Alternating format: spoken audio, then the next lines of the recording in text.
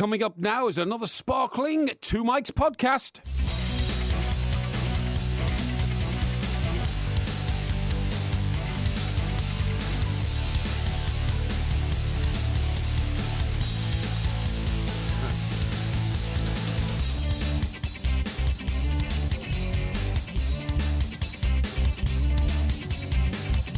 This is TalkSport Extra Time. I'm Mike Graham, and I'm delighted to say that we have a 5-hour two-mic spectacular about to kick off. Well, it has kicked off already, really. And Mr. Mike Parry is in attendance, but he's already looking a bit flustered. A very good morning to you, Mr. Parry. Yeah, good morning, Mike. No, I'm not looking flustered. You are. You're looking very disorganised. No, I'm not. No, I'm perfectly well organised. You know what it is? It's because you didn't have any time in the bins before you came in. But we won't mention that You're again. You're such an amusing We won't mention that again. The only reason I look through those bins, I've told you before, I'll tell you again, is because the young people round here go around throwing away newspapers hours after they've read them. Yes, this is for the benefit of our listeners, because clearly it didn't get into your thick skull, but it will have got into the brains, the very capable brains of our millions of listeners. As it happens, I was so fully prepared for tonight's show, there wasn't any need to go and recall what I had seen earlier in the day. It's as simple as that. Yes, it is. I always know when you start talking more slowly, it means that you're trying to desperately think what you're planning to actually say. No, I'm not. No, not at all. You're looking for one of these. Is that what you're looking for? Oh, here. Look, that's... Now, why did you steal that off me? I didn't steal it. That's mine. I'm giving you my copy of the running order. I'm just to let our listeners know, this is what's called a running order. So that they know we do actually plan this show. It's brilliantly planned, and I need to know in which order we deal with all the world's problems. Do you know we're talking to Bruce Grobbelaar coming up this hour? It's brilliant. I love old Brucey. I'll be talking to him, and I'll tell you what, it'd be great to talk to him, one of the hardest men in football when he was here, and I'd like to get his view on the rugby league punch-up situation. Oh, the Ben Flower because thing. I felt it was handled extremely well, both by the industry, but by the two men involved. Really? Particularly the victim, Ho-Hai. You know, old Ho-Hai. Ho-Hai? Yeah, Ho-Hai, that was the name of the victim. Yeah. He said... He's struggling with that surname. He said, I don't want... I don't hold any malice against my attacker. I don't want any punishment. Well, to be fair, outside... he did start it, didn't he? Well, with a bit of the elbow, you're absolutely right. Well, it was more than a bit of the elbow. Outside of what happens on this on this pitch and within the game, no, I don't bear him any ill will, and I'd hate to see the police get involved. And I think he cooled the whole thing down, and as a result, dealt with very quickly, all over and done with. And the boy, what's his name? Ben Flower. The attacker, Ben Flower, will now serve that 13-match ban. Well, he serves a 6-month ban, right? Well, but for 4 months of it, nobody's playing anything. No. And that seems to me to suggest that they haven't handled it very well. No, because I think now they handled it very well. They're being criticised because they look as if they've been a patsy for this guy. Very straightforward. You can't say we're giving this guy the biggest ban that's ever been handed out in rugby league. We're going to give him a 6-month ban, but don't worry, for 4 months he wouldn't be playing anyway. Very straightforward. I think that's ridiculous. And that Super League final, by the way, that's a great event. Have you ever been to one of those? No. I have, at Old Trafford. Yeah. Yeah. Oh, yeah, it's a magnificent evening and all that. By the way, did you Do know... you have a rugby league team that you support then? If I did support a rugby league team near me, it would be St Helens. Because St Helens is nowhere near you. You live in Epsom. No. I was brought up, right, in Chester, and sometimes to go to Goodison... Instead of going up the Wirral, so to speak, you know, which you can do, and then to the tip of the Wirral, and you go under the Mersey Tunnel. That was the way we went when we went up to Anfield that time. Exactly, that's the way we went. You can go another way via Speke Airport. You can go around the Mersey Estuary, and you go over the Runcorn Widnes Bridge, and you go through St Helens on the way. Yeah. St Helens, as Eddie Waring used to call it. Up and I under. can't say St Helens without saying St Helens. St Helens, up and under. Yeah. I mean, why talk about rugby league? We've got a lot of football to talk about. The Premier League is back. Why on earth do you want to talk about rugby league? Well, you never want to talk about rugby. No. You don't know anything about rugby. Isn't the Rugby League World Cup coming up anyway? It might be. Yeah, the Rugby Union World Cup's coming up. Well, I don't know. You don't know these things. No. And did you know that Rugby League is, by a mile, the biggest sport in Australia? Yes, I did know that. Did you? Yes. No, We will be later on in the show talking to Sandra Lee. No, you didn't. You thought cricket was the biggest sport in Australia. I didn't. I actually know a little bit about rugby in the Southern Hemisphere, by the way. Oh, how because is that I co-wrote a book with Graham Henry. Co-wrote a book? Yeah. You've never written a book in your life. I co-wrote Graham You've never Henry's written a book in your life. Yeah, I have. Well, I've told you I've written several books. If you want me to bring the book in, where you will see the fulsome credit given to me by Graham Henry, who was not only the coach of the Wales... Did this one get published? Yes. Oh, it actually got published. And not only was it... so it wasn't one of the 3 books that you didn't get published, Well, it's not one of the 3 books that I've written that I have yet to get published. Let's say that. Get published. I'll tell you what, mate. Well, I've told you. You get any of those books published, I'll eat the original manuscript. Okay? Of which one? of whichever one you get published. I'll eat the original manuscript covered in bolognese sauce. I would not give you the original manuscript because it would be worth some money. Well, a copy of the original manuscript. As I've told you before, the difference between you and I is that you'll publish any old cobblers, right? Your books are absolute rubbish. No, right? No, they're not. The sky was as black as ink. It's all very well you going to one of our... The snow was as white as a tin of a Dulux pint. Do our listeners know? Because, we've heard here, we've not given our listeners a review of one of our own live shows yet, which we should have done. Well, I don't think you can review your own show. Well, I think that is narcissism in the extreme. It's the kind of thing you would do. Well, we get somebody else to review it in the that would be better. Next week. Yeah, we get somebody else to review it for us because the next one is a week tomorrow. But anyway, the point of the story is... what is the point of the story? This guy sits on the stage, mocks me... That's a great idea. For the books that I've read, the books that I've written... and reads bits from them and then throws them on the floor dismissively, chucks them across the stage. Producer Dave's just had a great idea, by the way. What? He thinks Alice Firth should review our show. OK, that's great. What do you think? Who's going to get a receipt in a sold-out show? She's already bought a ticket. Oh, is she? She's coming, is she? Yeah. Oh, excellent. Yeah, Alice will be great to see you. You remember Alice, don't you? Of course I remember. She was the woman whose book launch you went to earlier on this week. On Tuesday. Which I have to say was one of the more embarrassing outings that I've been to with you. Why? Because we went to this very sort of slightly bijou pub up in Farringdon. You can tell it's a bijou pub because it's opposite where the Guardian offices used to be. Yes. And a very small room upstairs. One or two people from TalkSport, not that many. Yeah.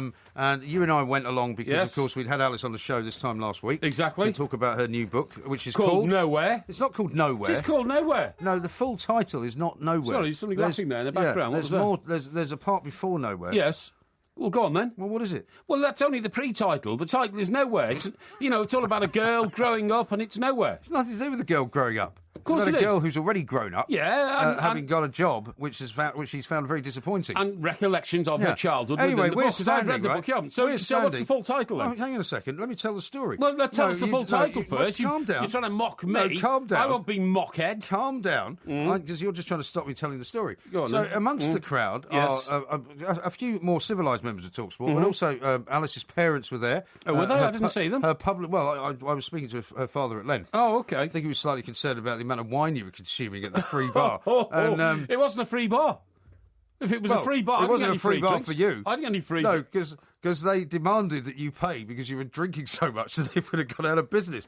Everybody knows this is Nowhere. That is a complete not a lie. Everybody knows This Is Nowhere is the name of the book. Okay? Everybody knows This Is Nowhere. Yeah. I knew that. Right. Anyway, when everybody also knows that if you go to a book launch, you don't behave like some kind of football hooligan, which is what you were doing. And what basically was going on was that there were friends of Alice's there who were not in the media business, right? Yeah. Her publisher was there. Some of her kind of arty friends were there. I always thought publishing was in the media business, actually. Did you? Yes, I did. Well, that's where you're wrong. Yeah. Oh, really? Oh, yeah, sorry. Yeah, they only distribute to millions of people, like, Yeah, go on. Yeah, so Charles Dickens is what? A journalist, is he? Charles Dickens was a great writer, yes, he was. Not a journalist, though. He was a chronicler as well as an author. Yeah. He was.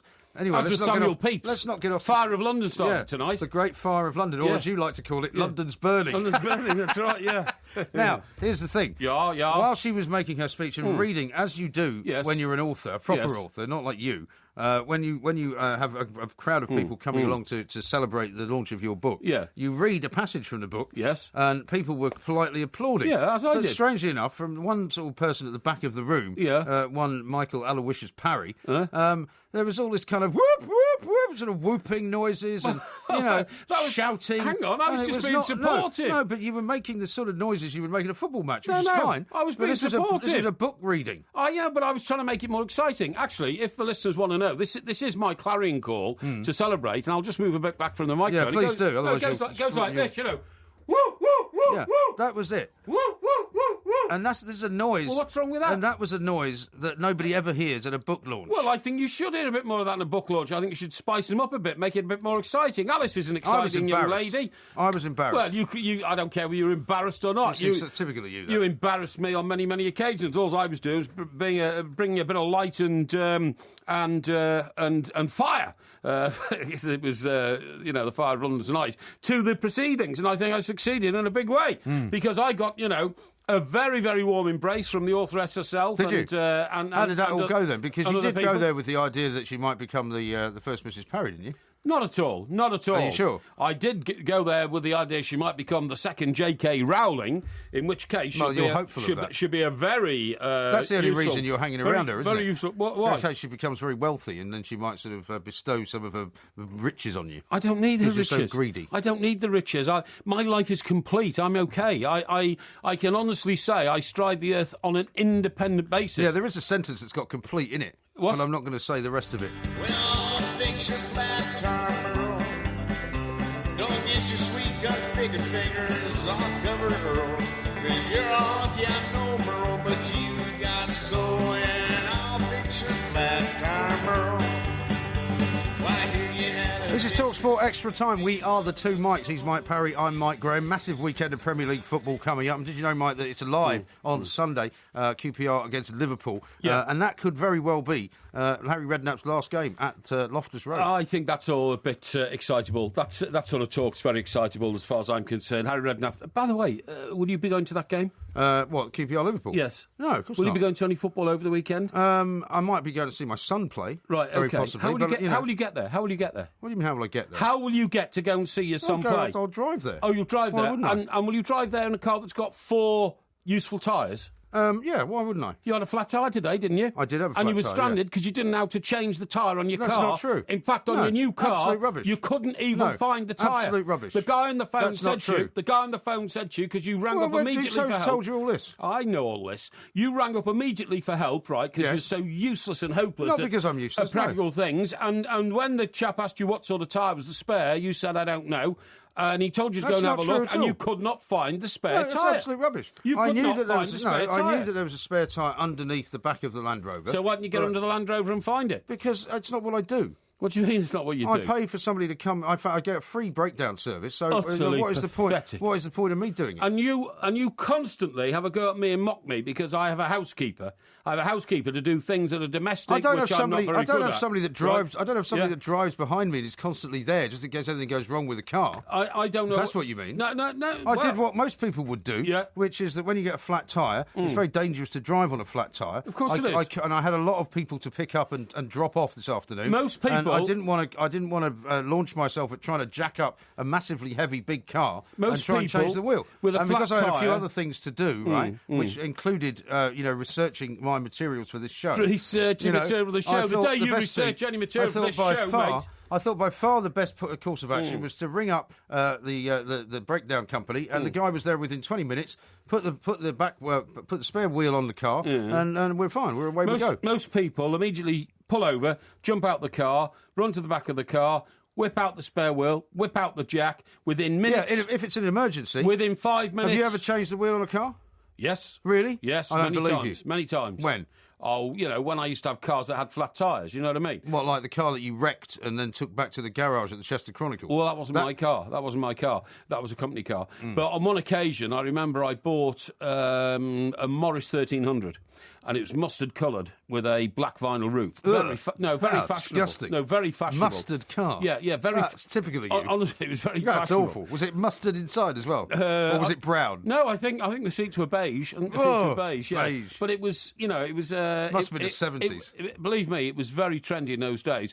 And I picked up a young lady at Oval Church Football Club, a social night there, right? And sounds remarkable. And it was the day I had my new car, so I was on my best behaviour. Totally. Presumably, she was bowled over by your black plastic roof and the beige seats. Stone cold sober, because you think, well, with a new car, I wouldn't want to lose that tonight, if we get done for being over the limit. I'm glad to see that you weren't in favour of driving around having a few drinks. No, of course not. Totally responsible. But anyway, I encouraged this young lady to come home with me. I lived in my first ever bachelor pad, which was about 3 or 4 miles down the road in Redditch. I bet that was lovely as well. It was, yeah. It was fabulous. Old mod cons. Well, because it was in the Redditch Development Corporation sort of new plan and all this. They wanted like people like me, go-getters, to inhabit these flats. You know what I mean?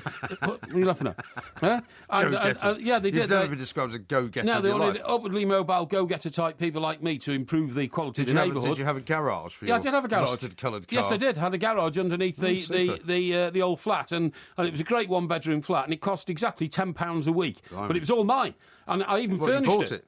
No. You rented it. You rented it off the Reddish Development Corporation. And in fact, I used to scour through the local paper, that is the one I worked on, the Birmingham Mail, every night. I used to get the adverts ahead of everybody else because I worked on the paper. It's all about insider dealing with you, isn't it? It's all about gaining some kind of advantage, when I saw immorally, illegally, any way you can. Yeah, when I saw a sofa for sale, I thought, that's nice, I need a sofa. So I'd ring them up immediately, and they'd say, that was quick. It's in tomorrow night's paper. I said, well, don't worry. There's no end to your deviousness, so is there? I'd then, the guy who delivers the papers, so the guy had arrived from Birmingham, right, with, all the stashes of Birmingham Evening Mails, the regional edition for Redditch, and as soon as he's offloaded those, I'd jump in the van, and we'd go round and pick my couch up, it was great. The corruption in your career is just extraordinary. And I picked up a washing machine, a fridge, a couch, all in the Birmingham Mail van. Didn't your bosses ever discover that was going on? No, because I used to give the van driver a few quid and say, here, mate, come on, we're off on a mission now. I tell you, I'm not shocked. Yeah, the only things I bought new were double bed with all the bedding and all that. And you might as well not bothered with that. And a few carpets and all that kind of stuff, you know what I mean? But anyway, that's by the by. The point is... I'm really happy that you've turned what was supposed to be a conversation about Harry Redknapp into yet another story about you. No. It's all about you. No, it's not. I haven't told you yet about the punchline to the story. What is the punchline? So in my new mustard-coloured 1300, I'm driving and I'm trying to see how fast it goes. So I was either looking at this young lady's legs, because she was sitting in the passenger seat, she had a mini skirt on, or I was looking at the speed dial to see how fast I could go.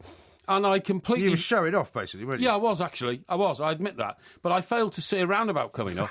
So I went... the first indication I had of a roundabout was this tremendous bang, Oh, Christ, what's that, And then, so it was a real roundabout, not one of those fake ones? It wasn't a fake one, but it was a real one, but it was only a small one. Right. It was a mini roundabout. But it still had a curve. Oh, it had a curve about 4 or 5 inches. Yeah. So this tremendous bang, Christ, what was that? And then sort of nothing, oblivion, and then bang, another bang, and that was coming off the roundabout. The other side, that's right, yeah.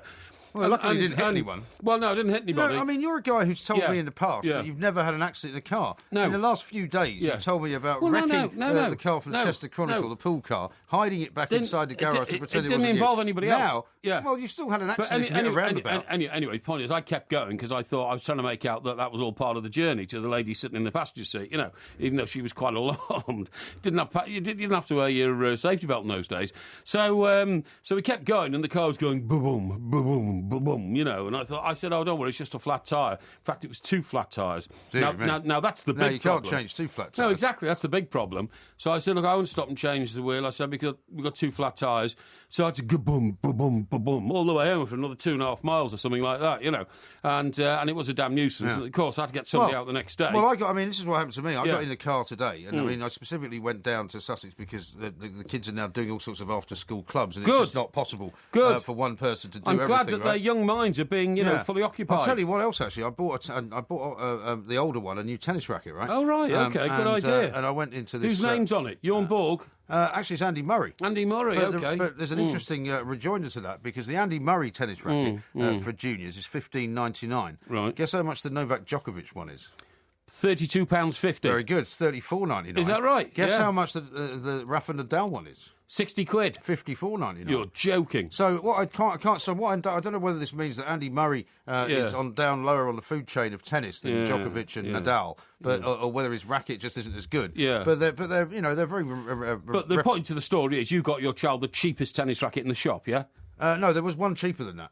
No, but you got the cheapest. He wanted an Andy racket. Murray one. No. You said, "I tell you what, son, I'll get you an Andy Murray racket." And he said, "No, Daddy, I want a Djokovic racket. Please get me a Djokovic racket." You said, and you clipped him across the head and said, "No, you're going to have an Andy Murray racket, son, because Andy's British." He wanted an Andy Murray because he's actually quite patriotic, my son, and he wanted an Andy Murray one. Yeah, I don't believe that. Yeah, absolutely. I believe you got him the cheapest one. No, that's not true. Anyway, so I got It's all very well you paying £80 for a bottle of champagne and putting it on Twitter, but then only £15 for your child's racket. That tells you something about your parenting skills. It really does. No, it doesn't. Well, it's better not to spoil your kids. So do you know what? Your lunchtime drink. To spoil your children. Your lunchtime drink costs 5 times, right? Just one drink. Your one lunchtime drink, 5 times what you paid for your tennis racket for your child. Yeah. So now your child will go back to school tomorrow, and you'll have the cheapest bit of old rackety wood tennis racket. It's not cheap. And all the kids will be mocking him. No, you won't. And saying, look at your tennis racket. took it tonight. Yours is rubbish. No, he took it tonight, actually, because he has tennis lessons outside of school. They don't do tennis. He doesn't go to some public school, He goes to a state school. They don't teach tennis at state school, which shows how much you know. I played tennis at my school. Well, did you? Yes, I did. Yeah. Really? Direct Grand What, were you, the ball boy? No. I played. We had. Well, presumably, all anybody had to do to beat you was lobby you every 5 minutes. We had. I'll ignore that. We had 3 tarmac courts and 1 grass one. Tarmac? How about that? Yeah. Wow. Well, you know what I mean. Popular, that, tennis. Well, no, not Excuse tarmac. me, when you go to join a tennis club, excuse me, I'm only willing to play on a tarmac court. No, it's not tarmac. Have you got one? What's it called? Hard court, hard surface, hard courts. Hard courts. And 1 grass one. And I was pretty ace on the... You'd be good at that, yeah. Pretty You're ace good at everything. On the hard court, you know what I mean? Well, as usual... I used to frighten people with my smash. I'm sure you used to frighten people with your legs. I did. As usual, you have completely eaten up the first half hour of the show. I've not yet managed to talk about Harry Redknapp, which I want to talk about. I've not yet managed to talk about QPR Liverpool. And I will also put it to you that by the end of this weekend, your team, Everton, will be in the relegation zone. No, they won't. We're playing Villa on Saturday, and I expect us to get 3 points. Well, you might well expect There's also an outside chance that young Ross Barkley, may be involved in the game on Saturday, which is wonderful. There is an outside chance. However, we're going to ask you to look into the light for a moment. Coming up next on the 2 mics on Extra Time, Bruce Grobbelaar is going to join us. He's looking ahead to what is going on at Liverpool, particularly this feud between Brendan Rodgers and Roy Hodgson. This is TalkSport.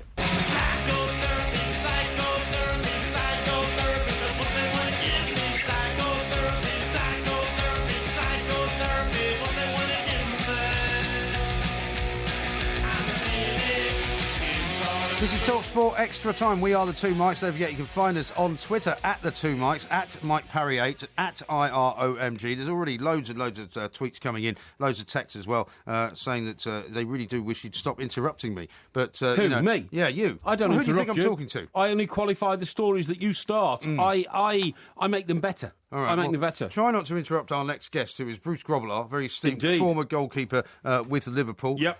He's going to tell us what he's going to expect coming up this weekend. Finally, the Premier League is back. We've had the international break. Bruce, a very good morning to you. Welcome. Good morning, Mike and Mike. How are you? Yeah, morning, Bruce. Good to have you on the show. Very well indeed. It's been a fascinating period while the Premier League's been away, not least for all these reasons about Brendan Rodgers having a big row with Roy Hodgson. It's still going on the back pages this morning. Raheem Sterling, whether he said that he was tired, whether he didn't say what he was tired. What do you make of the whole situation, Bruce?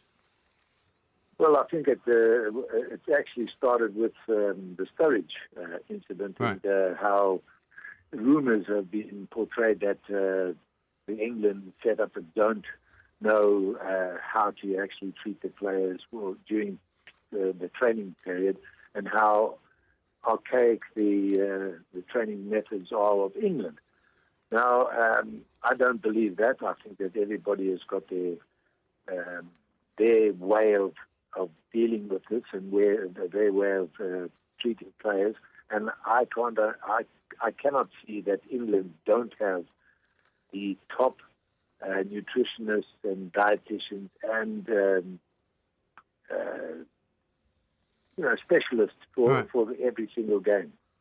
Now, when you come to Raheem Sterling, he is a young man, and if he plays a lot of games, he needs a lot of muscle tissue recovery. Now, whether you do it straight after training, straight after the game, is it been done? Has it been done? And if he is just going to be jumping into the bus and going home, it hasn't been done. The main thing that I think that Brendan Rodgers seems upset about, and in the papers this morning, it's about whether he said that he was too tired to train or whether he was too tired to play, because Rodgers is adamant and in the back pages this morning that he never said that he didn't want to play, and basically that Sterling's been kind of thrown under the bus by Roy Hodgson. Well, everybody's been thrown under the bus. If he said I didn't, he said I did. And now you've got to get the truth out of the three of them. And it's going to be hard to actually expose who is the one who has been the catalyst of this whole rumor. It's hard, and I really feel sorry for everything and everybody that is involved. Whether he has said it or he hasn't said it, whether he's too tired or not tired, is he capable of playing for England? He should be, because that's his country. He should be able to play even if he's tired, because you have to give 100% for your country. And if you don't, then you shouldn't be there in the first place. Bruce, I totally agree with you, and that is just going to talk itself around in circles forever and ever. And there's the added twist, of course, that Roy Hodgson was the manager of Liverpool. He didn't have a terribly happy time there, and so people will start saying, well, you know, is Roy seeking a bit of revenge for the past? Can I turn to another Liverpool player who you may recognise with, Bruce, because you were a huge character at Liverpool inside Anfield, and so is Mario Balotelli. And he's saying this morning in some of the headlines, Mario Balotelli is pleading for patience with the fans and has promised Liverpool fans he will eventually come good. What were your instincts, Bruce, when Balotelli originally signed for Liverpool? Because we know he's not the easiest player to manage in a squad. Could he have a detrimental effect on a dressing room? Well, when I saw that he was actually signed for Liverpool, I thought it was a very good signing. And yes, I might be a little bit, third world. You know, this man is a player. He's only 24 years of age. He has been through the mill with other clubs. He is a fantastic player. Yes, he has got a little bit of a bad streak, but then if you look at Brendan Rodgers, he's curbed the likes of Suarez once for biting. And he said, if you ever bite again, you'll be out of here. Yes, he bit in the World Cup. Has he gone? Yes, he's gone. Now, Balotelli's there. Well, I hope that he doesn't bring any fireworks to the dressing room, because otherwise everybody have to evacuate. Mm-hmm. Well, he did come out as well. I don't know whether you saw this quote, Mike, where he said that he didn't realise Liverpool were as good as they are, and almost hinted that he wasn't aware of very much about the heritage of Liverpool. Which won't please the fans too much. Will it? He wasn't aware of what a huge club Liverpool are. Why wasn't he aware? Well, I don't know. He's a young man, as Bruce said. He's 24 years of age. Perhaps he hasn't studied his footballing history. I think that's a bit lazy, really, to be honest. Well, what I think is, Bruce, is that... Why don't you let Bruce answer? I'm going to let Bruce answer. I didn't ask you the question. I am going to let Bruce You're answer. not the guest. Bruce is the guest. What I'm saying is... Now, you two stop arguing. Sure. And I'll give you a little insight of where Balotelli comes from. Two brothers come from Africa. They've been adopted into Italy. Now, they only know the Italian culture, so they go through the football in the Italian culture. So the Italian culture is what they're looking at. When they come to another foreign country, they don't realise how big Liverpool are. Yes, they might know that Liverpool played against Juventus in '84. Yes, they might have known about Liverpool having the Heysel disaster in '85. But they are blinkered in that sort of circumstance. And when they came to Manchester City, yes, now they're playing against Liverpool. They go to Liverpool. They see how the fans react. And when he signed for Liverpool, now he realises what type of fans Liverpool have. They are genuinely beautiful people and great football knowledge. They've got a great football knowledge, beautiful fans, and they are great people. That side of the world is unbelievable.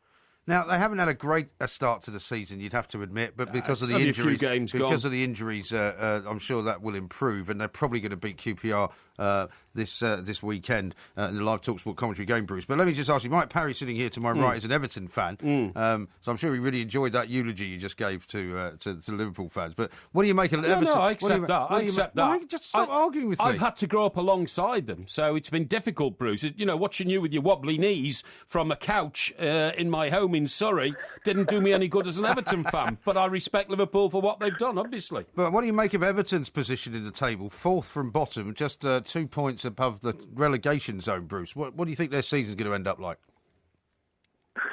Well, both teams in Liverpool haven't had a great start. Having finished very high last season, and they could have actually ended up higher than they were last season. It's a disappointing start, yes, for the whole of Merseyside. But I've got a belief that both managers are very, very good managers, and good managers of players. Now, when it comes to internationals coming back, yes, people are tired. Are they too tired to play? It'll only wait until this weekend when they both play. Merseyside people are generally either Liverpool or Everton and maybe Tranmere Rovers, but that's it. Mm. And it's Liverpool, Everton, and some families are actually split right down the middle. Mm. One half goes to Liverpool, one half goes to Everton, and that's what makes this part of the world so unique. Mm. They are very, very good football-minded people, and I'm sorry that I disappointed so many people in Liverpool in all my years, but yes, when I made a mistake, I actually made their weekend. Well, I'll tell you what, Bruce. You gave me a brief, fleeting moment in the '86 Cup final when Gary Lineker went through, when he blasted at you and it dropped back off your chest, and then Lineker swept it in. We were 1-0 up. I thought, Grobbs has made a mistake and given us the FA Cup. Unfortunately, you had that man Rush playing for you. Yes, I did. Yes, we did, and he came back with a fantastic couple of goals. He certainly did. Yeah. We went on and won that game. Yes, Lineker was one of the goals that he scored against me. Was the first one he did score against me was the Everton goal. That's right. Yeah. Yeah, but anyway, it was a brief fleeting. Going back to the managers. Yeah. Going back to the managers. Both managers will get it right before the end of the season. I have no doubt. Mm-hmm. Okay. Brendan Rodgers is a fantastic manager. He should get it right. With Balotelli says he's pleading patience with the Liverpool fans. Yes. Well, if you plead patience, go out and show what you can do. Don't be lazy about it. Mm. Get after the ball, get into position, and get in the areas where you need to be. Yeah. And he hasn't done that in the games that he's played up to now. Absolutely. To Everton are a fine side. They've got some great players. We have. And they should get it right any day now as well. Absolutely. Bruce, you're absolutely right. Thank you so much for taking the time to join us. Very fair assessment, Bruce, and I always like to be on the show when you're on because, I'm not sure Mike, the other Mike, actually gets it, certainly about the Merseyside football scene. So good to have you on the show again. Thank you, Bruce. And my apologies. Mike and Mike, thank you very much indeed, and to all you listeners, all the very best. Thanks, mate. Thank you very much indeed. Gentleman Bruce is. Unlike you. I mean, you're talking over him, talking over me. I'm not talking over anybody. This show's not all about you. I'm not talking over anybody. People are trying to get information from a very well-known, expert which they were. in Merseyside football, in Liverpool's, quest this weekend to try and get 3 more points by beating QPR. And all you're trying to do is tell him stories about games that you might have attended that he was playing in. No. Well, it's embarrassing. Well, he was playing in the games. I was only a spectator. Yeah. Why is the story about you? He had a far more prominent role than I did. Look, Mike, sometimes I have to say you are like the captain of a ship and the rudder is, a bit flaky. It's all over the place. All I'm doing is grabbing the wheel and steering you in the right direction. That's all. The only thing flaky around here is the top of your head. What? This is Talk Sport Extra Time. We are the two Mikes.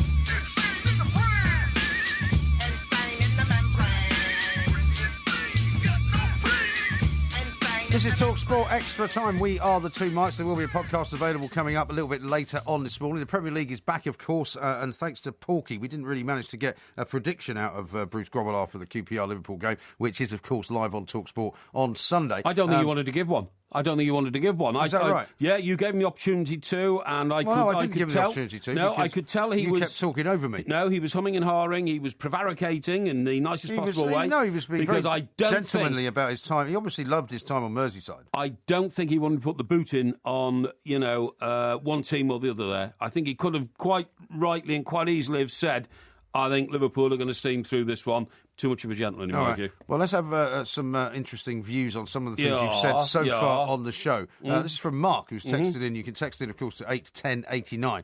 Mike, please tell Porky that you passed 2 rugby league clubs if you're going over the Runcorn Bridge, right. Warrington and Widnes. The St Helens is nowhere near Speke. What do you mean? Of course it is. Well, he's saying it's not. It is. It's where they make Pilkington glass. I know exactly where it is. It's the biggest glass manufacturer in the world. Is it? Unfortunately, I don't think it's owned by Pilkington Glass anymore. I think it's owned by an Indian company or a Chinese company or something like that. But I know where it is. Don't worry about that. Well, you didn't mention... I'm not worried about Warrington's nowhere near there. Warrington and Widnes over the Runcorn Bridge. No. Warrington's in Manchester and Widnes is sort of miles away.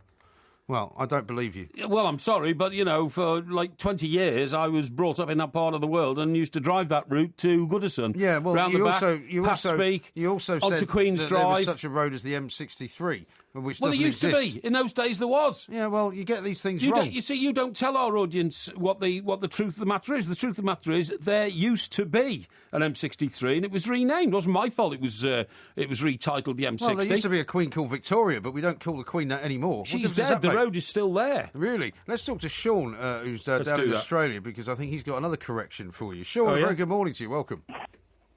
G'day, boys. How you going? Hi, Sean. Good to hear from you, pal. I hear you've got something to correct Porky on as well. I do. Just want to say, great show, guys. I listen every Friday. It's my lunchtime, so it's fantastic. Excellent. I just heard Mike Parry say that rugby league's the biggest sport in Australia. Yeah. It's nowhere near. AFL's at least double the attendance. Aussie rules. At least. Yeah. Yeah, $1 billion TV contracts, etc. Yeah, Sean, what I really meant was it's the biggest international sport in Australia. You see what I mean? One that's played elsewhere. The thing about Aussie rules is a fine game, and a lot of my Australian friends follow it avidly, but it is rather internal, rather domestic. It's the only place that it's played. Okay. So when we play Ireland and Gaelic football in AFL, what would that be called then? Well, Gaelic football's different, though, isn't it? Not really. Yes, it is. Yeah, but well, it's got a round ball. We've got an oval ball, but our AFL players play the Irish in Gaelic football. Yeah. But that's like saying that, the Australian rugby team plays the English soccer team. It's a different shaped ball. I don't think you can equate the two, Sean. I must say, Sean. I must say, Sean. Hang on a sec. I must say that bizarrely, I will side with Porky on this one. Because there you go. Aussie rules football is a bit like NFL. In the sense that it is an internal game in that country. But you're right to say that it's the biggest game in the country. Yeah, but Sean, let him speak. Let him speak. Yeah, Sean, just explain to us exactly what the unique rules about Aussie rules football are, please. Well, it's a unique sport given the shape of the ball. It's different to the rugby ball. It's slightly more oval. Well, it's our own game. There is no comparison. Yeah. The closest is Gaelic football, and they've got a round ball, of course. Right. Now, in Aussie rules football, can you score into the net and over the bar? There is no bar. No bar? There's four. Sorry. There's 4 posts. There's always listen, Porky doesn't go to any. Porky doesn't go to any sporting event where there's no bar. Wait a minute. I'm sorry. Wait a minute. No.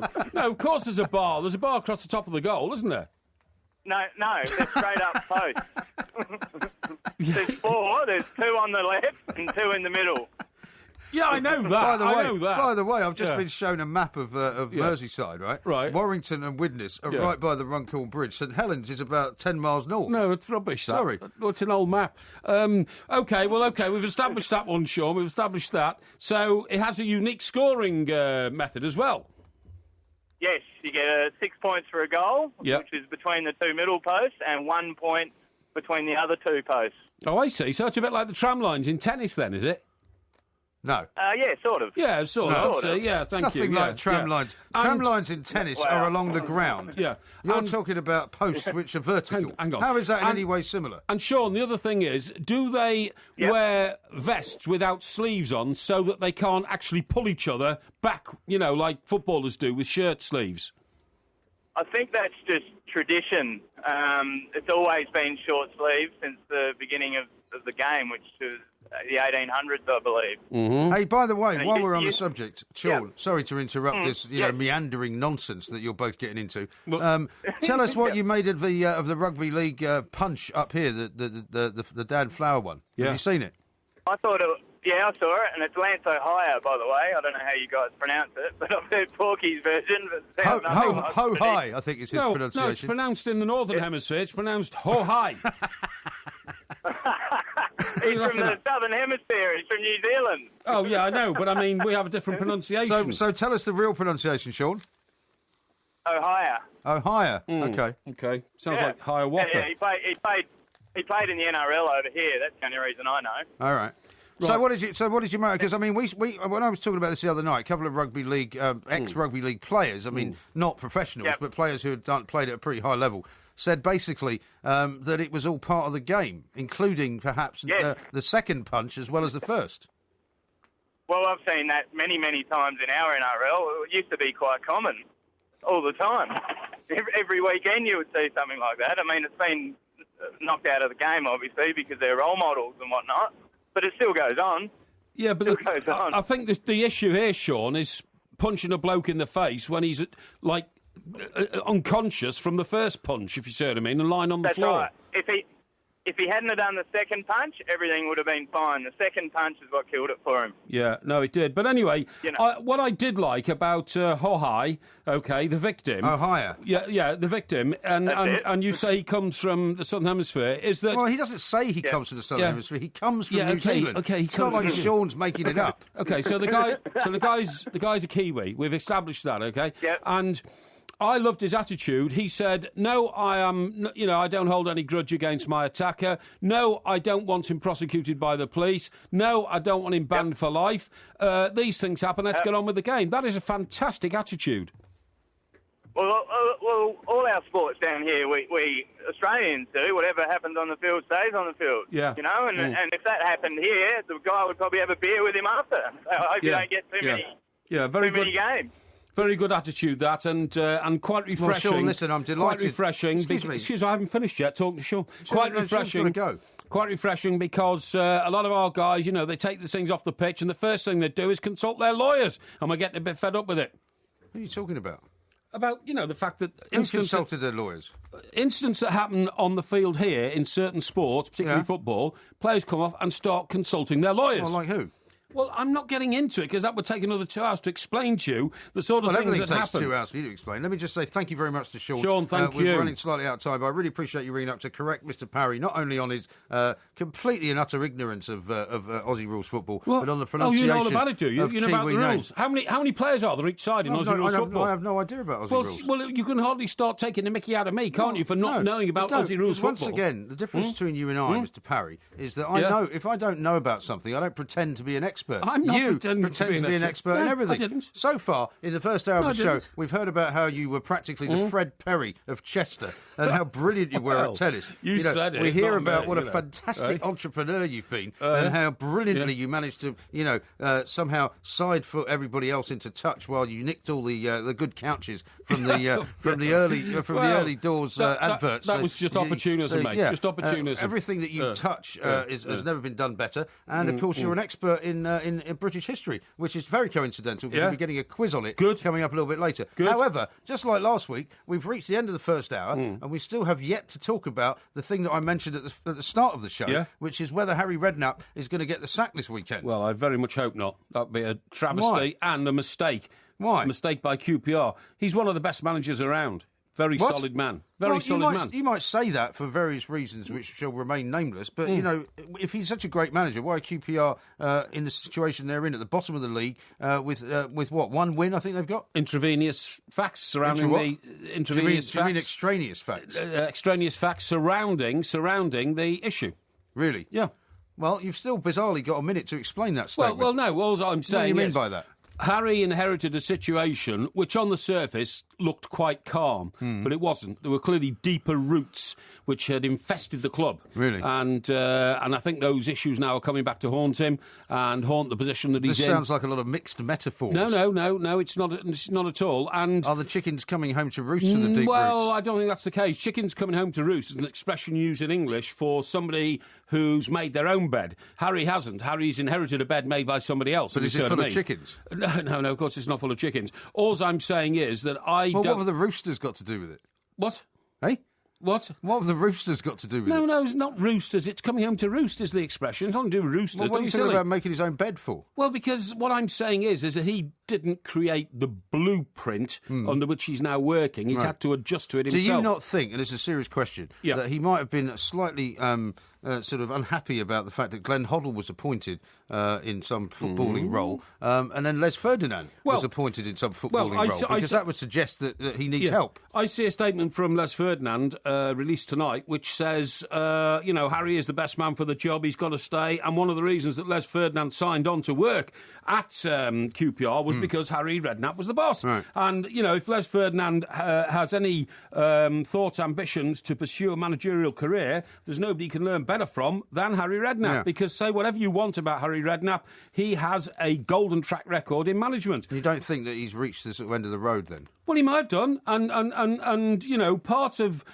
working is the stress that it imposes upon your body, mentally and physically. And we all know he's had this knee problem. Yeah. Now, I've had a knee problem, Mike, and I can tell you it is so debilitating. So once again, at the end of the hour, it's all about you. It is so debilitating. It's all about Harry Redknapp. It is so debilitating. It's debilitating working with you. No. And the problem is, you know, particularly when you're working in sport. Time, by the way. Hang on a second. No, I can't. You asked me to explain. I'm trying to explain. No, I didn't. It's 2 o'clock. If you're working in sport and you can't sprint across the field and say to a player, put your hand on his shoulder and all that because you've got a dodgy knee, then you're no good. Harry Redknapp hasn't sprinted like that since... You're like a lame camel. Since the taxman came after him. This is TalkSport Extra Time.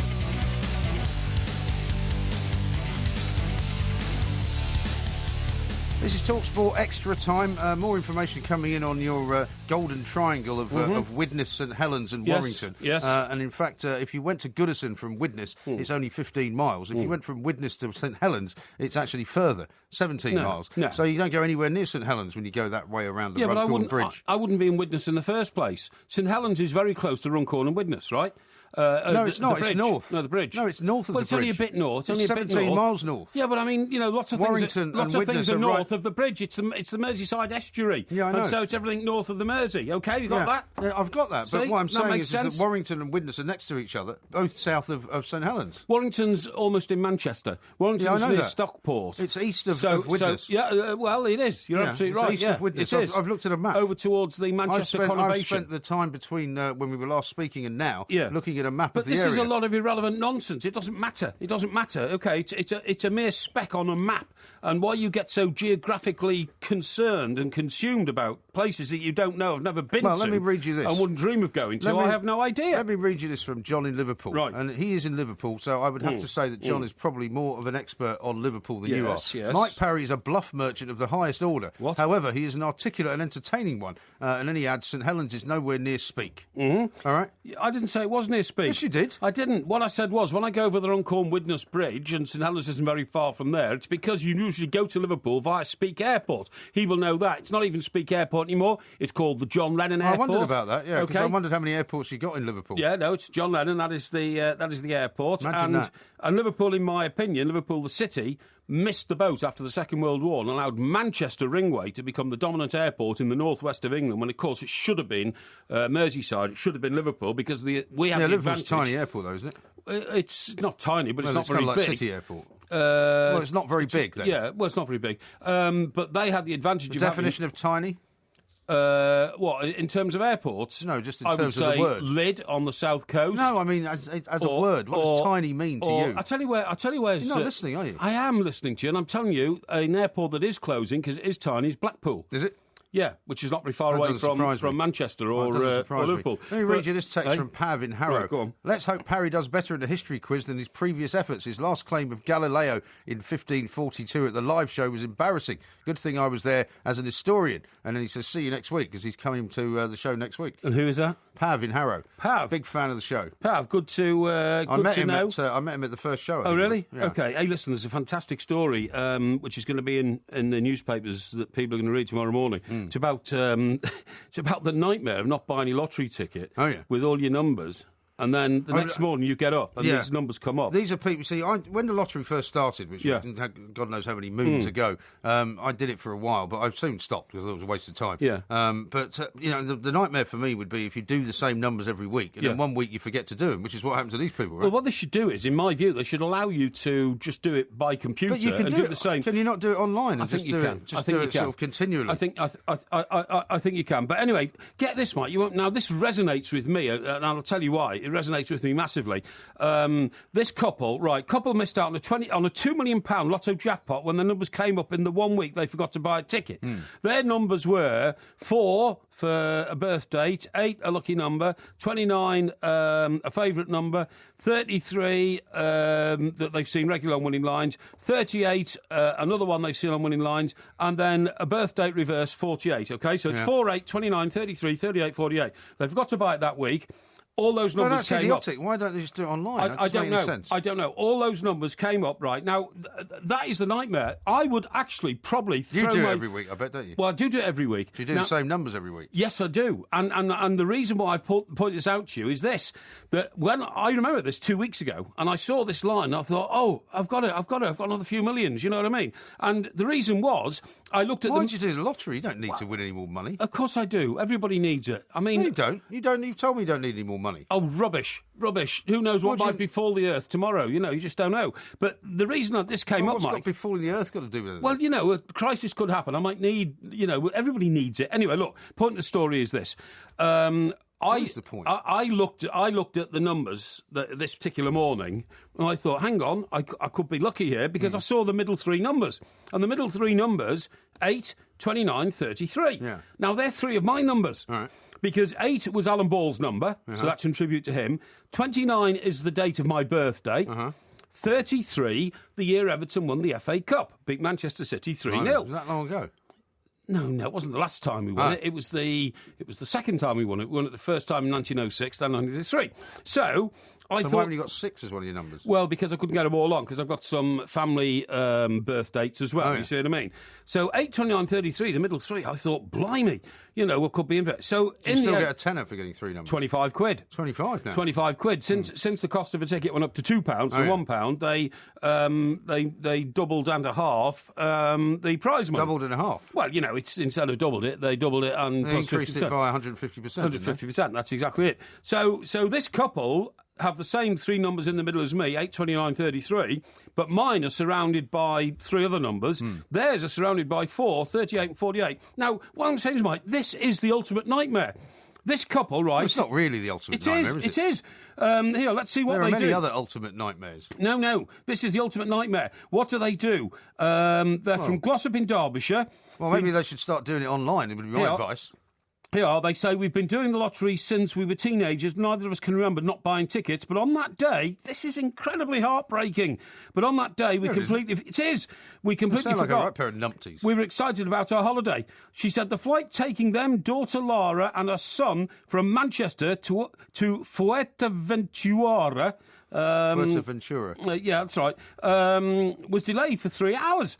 So she said, we'd have had plenty of time to buy the tickets, and we even went into Double H Smith at the airport to buy a copy of the paper, but for some reason, we forgot to buy the tickets. Now, Liam is a maintenance man. He says, I feel a right idiot for not buying a ticket. Well, he's completely entirely correct about that. Yeah, he is a right idiot. I keep thinking, what would I have done with the money? And the couple say they're going to keep using the same numbers. Well, that's mad, because the chances of the same numbers coming up again it's never going to happen, is it? Are billions and billions to one. Billions. I've got no sympathy for him. Well, I have, because I tell you what, with 2 million quid, right, and it's not taxable, they could have gone and bought a home for 750,000. Glossop in Derbyshire, near the Peak District, beautiful homes in the Peak District. You can buy an entire town up there for 750,000, can't you? Well, that's been dismissive to the people of Derbyshire. No. You know, once again... 750,000 in a place like that, you buy a castle. You've been insulting and dismissive to people who live outside the M25. Not true. You know, I really do dislike you for that, Mike. It's one of the least, you know... You've just proved that you don't even know anything about your home part of Liverpool that you claim to know so well. I do. And what I'm saying is, so they could be dreaming now, we could live in a £500,000 house. I don't care. We could be driving around in £100,000 cars. I don't care. We could go on holiday 4 times a year. I don't care. We could put our children into private schools. You know, I don't care. We could have a holiday home in Mallorca. I mean, the poor people, because they will now literally... I don't know how they're going to live with themselves. I don't know how they'll live. I couldn't live with myself. I bet they split up. They might do. I bet they do. Well, I mean, that's not a nice thing to wish on anybody. I but didn't then say again, I wished it on them. I said I bet they do split up. As far as you're concerned, the sanctity of marriage is Are they married? Where does it say they're married? They've got children. Tell me it says they're married. Tell me they're married. As far as you're concerned, the sanctity of marriage is so Tell me they're married. cheap, you know, so worthless. Where does it say they're married? It says a couple. It says Louise and Liam, okay? It says... So they're not married? I know what you're sniggering at. They're not married. They're taking them and their daughter Lara, they're not married. who is 1, and her son Jesse, 14. Yeah. Are they married? I don't know, mate, if they're married, because I don't want to intrude into private grief. The story would say that she was his wife if they were married, right? Well, they're a couple, they're a partner. You don't have to get married these days. It's not illegal to live together when you're not married, so I haven't got a clue what you're talking about and why you're being just because you raised marriage out of nowhere. Look at this. Somebody pointed out here you could get a mansion in Glossop for £800,000. You could have bought up to 6 Rolls Royces. You are so envious of people with money, aren't you? Just putting that money in the bank, and not touching it for 1 year would have accumulated £52,140 in interest. I'm not interested. Wow. I mean, I couldn't live with myself. I'm not interested. If that opportunity had passed me by purely because I didn't buy a ticket, I'd go and live like a hermit in a cave in Scotland. Really? Seriously, yeah. Would you make shoes out of orange peel? Yeah, I would, yeah. Yeah, I would, yeah, because anyway, I wouldn't be able to live in the modern world. I'm sorry to distract you from this terrible story of grief and horror about some couple who happen to have not won the lottery. That's right. Which is of no interest to anyone apart from you. It is. I thought you wanted to talk about saving this chimp. Well, we are going to save the chimp, Tommy, I hope, because we're going to be talking to a man who thinks like me, hates animal cruelty, unlike you, who's quite happy to see the animal tormented. I don't want to see the animal tormented. And we're going to be talking to them next on TalkSport here, because we simply believe that as civilised people and a civilised organisation, we have a role in trying to free a chimp from a cage. Any civilised person will agree. I think it's absolute nonsense. Here we come, walking down the street. We get the funniest looks from everyone we meet.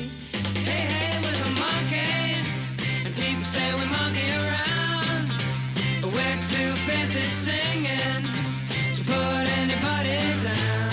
This is TalkSport Extra Time. We are the Two Mikes. He's Mike Parry. I'm Mike Graham. You can tweet us at the Two Mikes. There's an awful lot of stuff coming in, Mike. I have to say, correcting you on practically everything you're coming out with tonight. Right. Here's one from Stocksy. Says, correct me if I'm wrong, Mr. Parry, but didn't Everton beat Watford in '83, not City? No, I said 33. It was 1933, and it was Dixie Dean was Everton's centre forward. We beat Manchester City 3-0. Dean, Steen and Dunn scored for Everton. City didn't reply. And my grandfather, Richard Parry, came back on the train with Dixie Dean. All right. Because he was his best mate. They grew up together in Birkenhead. Thank you. Nigel from Runcorn. Runcorn, mind you, right? So he knows where the Runcorn bridge is. Yeah. Runcorn, not the Widnes Bridge, the Runcorn Bridge. No, it's the Runcorn Widnes. It goes from Runcorn to Widnes. It's called the Runcorn Bridge, though. It's not. It's called the Runcorn Widnes Bridge, honestly. Well, he says the Runcorn Bridge leads to Speke Road and the St Helens bypass. Warrington is 10 miles to the east of Runcorn, and St Helens is 8 miles north. Okay? Yeah, you see, I told you. I told you St Helens was closer. But a map has been sent by Trucker Timmy, which shows that you are miles and miles away, mate. He says miles away. You just do not go that way. No. And Mark says the ultimate master in changing tack in a story when he's caught out like the Aussie Sean just did, Ray Rugby League. What? And Craig says... Why was that changing tack? The next quiz for next week for Porky has to be Australia. I'm sure his normal record of 2 correct will be even less. Oh, really? Hashtag clueless. Now, let's talk to Michael... Well, at least I've been to Australia. Oh, good. Congratulations. You've been to Australia? No, I haven't. Oh, you haven't been to Australia? No. The world traveller. Ha, ha, ha. Never been to the most vibrant, exciting country in the world, eh? I don't think it is that. Let's talk about something more serious. Which I think England is the most vibrant and lively country in the world. I can't disagree with that. But let's talk to Michael Mountain, let's do that. who is the Communications Director for the Non-Human Rights Project on the Tommy the Chimp court case. Now, you raised this story with us last week. Yes. You told us that there was this terrible situation of a chimp who's being held in captivity, presumably as a pet by some guy in a small town in New York. I mean, it's disgraceful. And of course, what the point we're reaching now in the development of the world is we realise that chimpanzees and monkeys, apes, whatever, of that genre are so intelligent now. They're so intelligent that you just cannot treat them like... things that should be imposed, should be locked up in a cage because it's just not right. They have huge intelligences, and this is utter cruelty. And how human beings can do it, I don't know. And I'm sure Michael would agree with me. Yeah, I'm sure he will. But Michael, a very good morning to you, and welcome to the show. Hey, good morning, good evening. Well, good evening here and good morning there. Yes, you're in the United States of America. Now, the reason that this came to our attention last week, Michael, was because there was a lawsuit filed for the first time asking for human rights for this particular chimp, That's right. Well, not exactly human rights. These are limited rights for chimpanzees. I mean, this is not like they'd be driving a car and going out to vote. It's very specifically one legal right which is the right to what in court you call bodily liberty, which means that we would be able to get him out of this garage where he's living.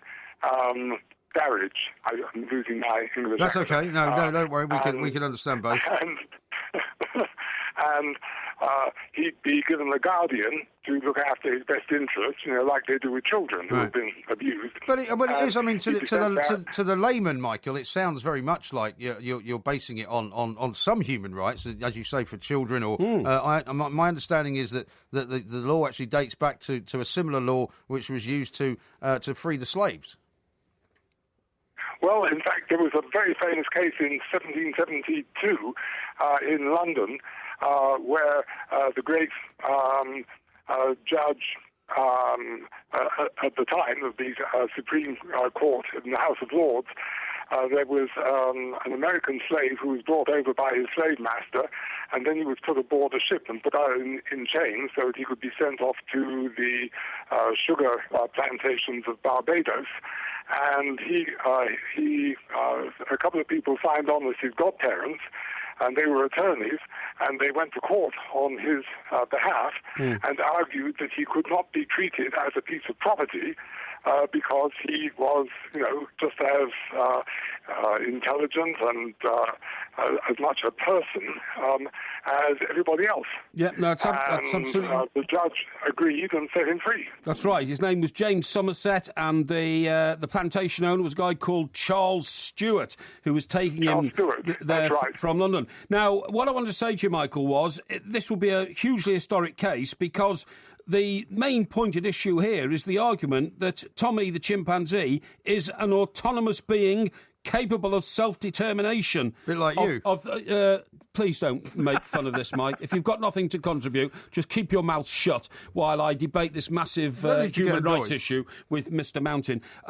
Yes, I'll just repeat that. I'm sorry about the interruption there, Michael. He's an autonomous being capable of self-determination and of thinking about his life. Now, this means that we are, to all intents and purposes, keeping a brain capable of logical thought locked up in a cage, in a garage, in northern New York State. This is massively inhumane. Why can't the American people rise up and free Tommy?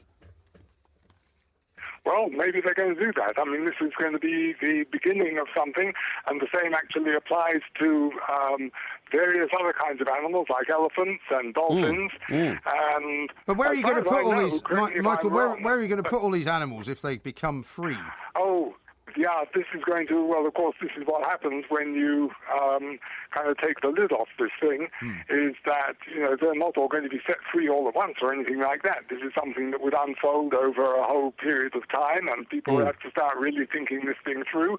I mean, it's a whole change of attitude as to how we relate to them. Right. When we say autonomous, it means that chimpanzees, like us, in a different way, in their own way, they can think about what they want to do today. I mean, they plan their days and their lives, and not in exactly the same way as we do, but that's what we mean by being autonomous.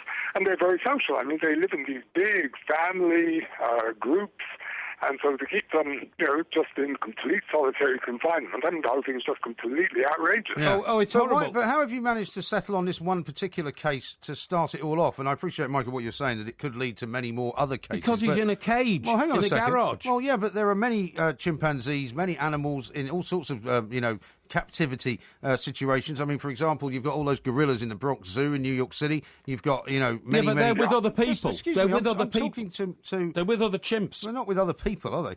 I'm talking to Michael here. Yeah. Why did you fixate on this one particular chimp? How did it come to your notice? Well, he's not the only one. In fact, we have lawsuits filed on behalf of 3 others, and they are all the chimpanzees who are being kept in captivity in the state of New York in that way. Isn't there one called Kiko, Michael? Laboratories. Michael, Kiko, his case comes up in just a couple of weeks. And then there are 2 more, Hercules and Leo, who are in a laboratory at a university out on Long Island, And so it was all of them. In fact, there were several more. There were actually 3 others as well in roadside zoos, but they all died before we could actually bring lawsuits for them. They were in such bad condition. Yeah, it's an absolute outrage. Kiku as well. Yeah, but there's lots of things that are outrages in the world. Do you mind if I finish? Lots of things that are outrages in the world. Kiko, Michael, I think I'm right in saying, has been identified as probably the most intelligent of the chimps, and in fact, there is evidence he can communicate through sign language with human beings. Now, that's a little unclear. I'm not sure that he can actually do that, maybe in a limited way, but he's certainly very intelligent. What he used to do, I mean, he was dressed up and involved in a sort of karate. Karate? So-called sport. So did they teach him? Did they teach him karate? Exactly, yes, and he'd fight with people, and this was all, to put on shows for people. Right. Yeah, right. And to ask where they're going, Mike, you asked where they're going, haven't you got your eyes on a chimp sanctuary in Florida, where Tommy would go and Kiko would go if you managed to free them? Yes. There's one of there are many sanctuaries for chimpanzees around the country, and one of them in particular, Save the Chimps. It has islands where so that they don't have to have cages or anything. So the groups of them live together on these little islands, sort of separated by channels of water, and they just have a wonderful time. And they live out their lives and do what it is that they want to do, and that's where he'd go. Can I just, spend at least the Michael, last few years of his life like that. Can I just ask what the status is of the lawsuit currently? Because was it sort of started with the papers filed last week? Tell us where it is. No, it started actually last year. In December, we went to trial court. That's the lower court. And the judge, who was actually very nice, and he said, look, I really appreciate what you're doing, but I cannot basically step out on a limb and do this. This is such a different thing. This has to go up to the higher court. Right. So he denied the petition. Okay. And what's happened last week was that the appeals court, and they could do any number of things with it. They could send it back down to the lower court. They could approve it. They could send it up, which is what they might very well do, to yet again the higher court, which is the Supreme Court of New York. It's called the Court of Appeals, and it may very well end up there. But I mean, so this is going to be this could be a very long legal battle. In other words, it must be costing you a fortune, mustn't it? No, in fact, it doesn't cost very much because we're all, it's all volunteer basically. The lawyers volunteer as well? Oh yes. Blimey. Well, that's a surprise. Not all. I mean, we have a few. I've never known a lawyer to volunteer his services. Well, decent human beings. Lawyers are not decent human beings. Of course they are. Michael, may I say that I think you're going to have an upward struggle here because you, of course, are talking to me from the country that wiped out the Native American, who allowed, the Cherokee and the Apaches, and the Apaches to be completely wiped out. So a country that can wipe out, tribes and races of human beings aren't going to have much of a conscience about chimpanzees, are they? Well, we think that in New York, actually, we might do okay, and we're going to just keep on bringing these suits until we win one. Hope so. It's as simple as that. Best of luck. Best of luck. Wish you luck, Michael. But I have to say, clogging up the legal system with this kind of frivolity, I think, is not the way forward. But we'll talk some more about this in a moment. Just look into the light for a minute. We are the Two Mikes. Moving to the country, I'm gonna eat a lot of peaches. I'm moving to the country, I'm gonna eat a lot of peaches. Peaches come from a can, they were put there by a man in a factory downtown. And if I had my little way, I'd eat peaches every day.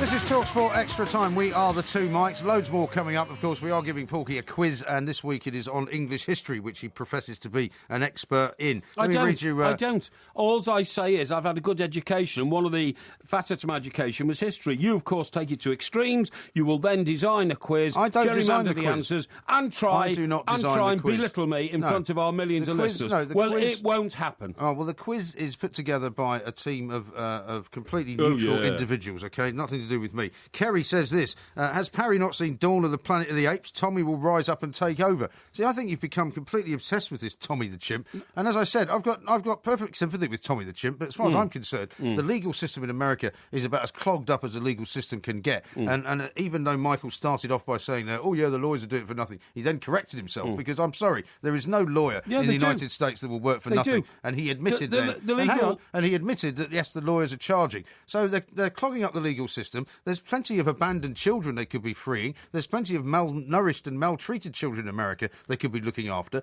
So the idea that they're concentrating on 4 chimpanzees so they can put them on some island, Chimp Island in Florida, that's right. It's an absolute nonsense. No, it's not. And I'll tell you why. The legal system's blocked up in America because there are too many... Because there are too many frivolous lawsuits. No, yeah, I agree. And this is one of them. No, it's not. There's too many liberal nutters who are... Unless you don't think these guys are? No, I don't. Not at all. This is a great humanity issue. What is not humanity are people trying to make millions out of fast food chains that serve coffee, which they say is too hot and spilt on their leg and caused them considerable discomfort. You know as well as I do that people who, run huge chains of fast food cafes and restaurants are getting sued what's that got to do by with... nutters who complain that the coffee they were served was too hot. It's a completely isolated case. The problem for America is that everybody sues everybody over everything. You have no compassion whatsoever for the role of animals in this world. No, you don't. I don't. I've got plenty of compassion. You're trying to paint me as some kind of evil, horrible person. You proudly tweeted out a picture the other day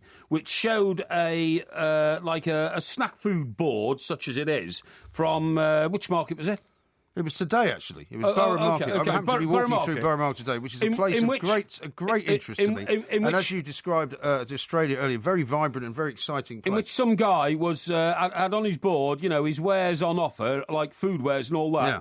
Burgers, including those from the springbok, the crocodile, the elk, the camel, the zebra, the kangaroo and the ostrich. That is disgusting. You're forgetting the water buffalo. Zebra, actually, is how we pronounce it in this country. I'd have kicked his board in. In fact, I'd have picked the board up and smashed it over his head. Yeah, well, you'd have been arrested, quite rightly. It's a free country. That, to me, is disgusting. It's a free country. Don't you fancy a crocodile burger? You must be joking. Why not? It's absolutely disgusting, honestly. It really is. I think I might have one. I mean, I didn't actually have one. But they've got kangaroo burgers. You don't do it, then. They've got horse burgers. You probably had some of horse meat inadvertently the last time you went to one of those horrible pubs that you keep going on about. No. With all you can eat for $5.95. I don't go to You've already had some all you can eat. Yes, you do. I've never eaten cheval. Yes, you do. No, I don't. You do. No, I don't. You were telling me last week you go to these carveries, right? That's a carvery. That's not an all you can eat. That's a carvery. What do you think you're eating?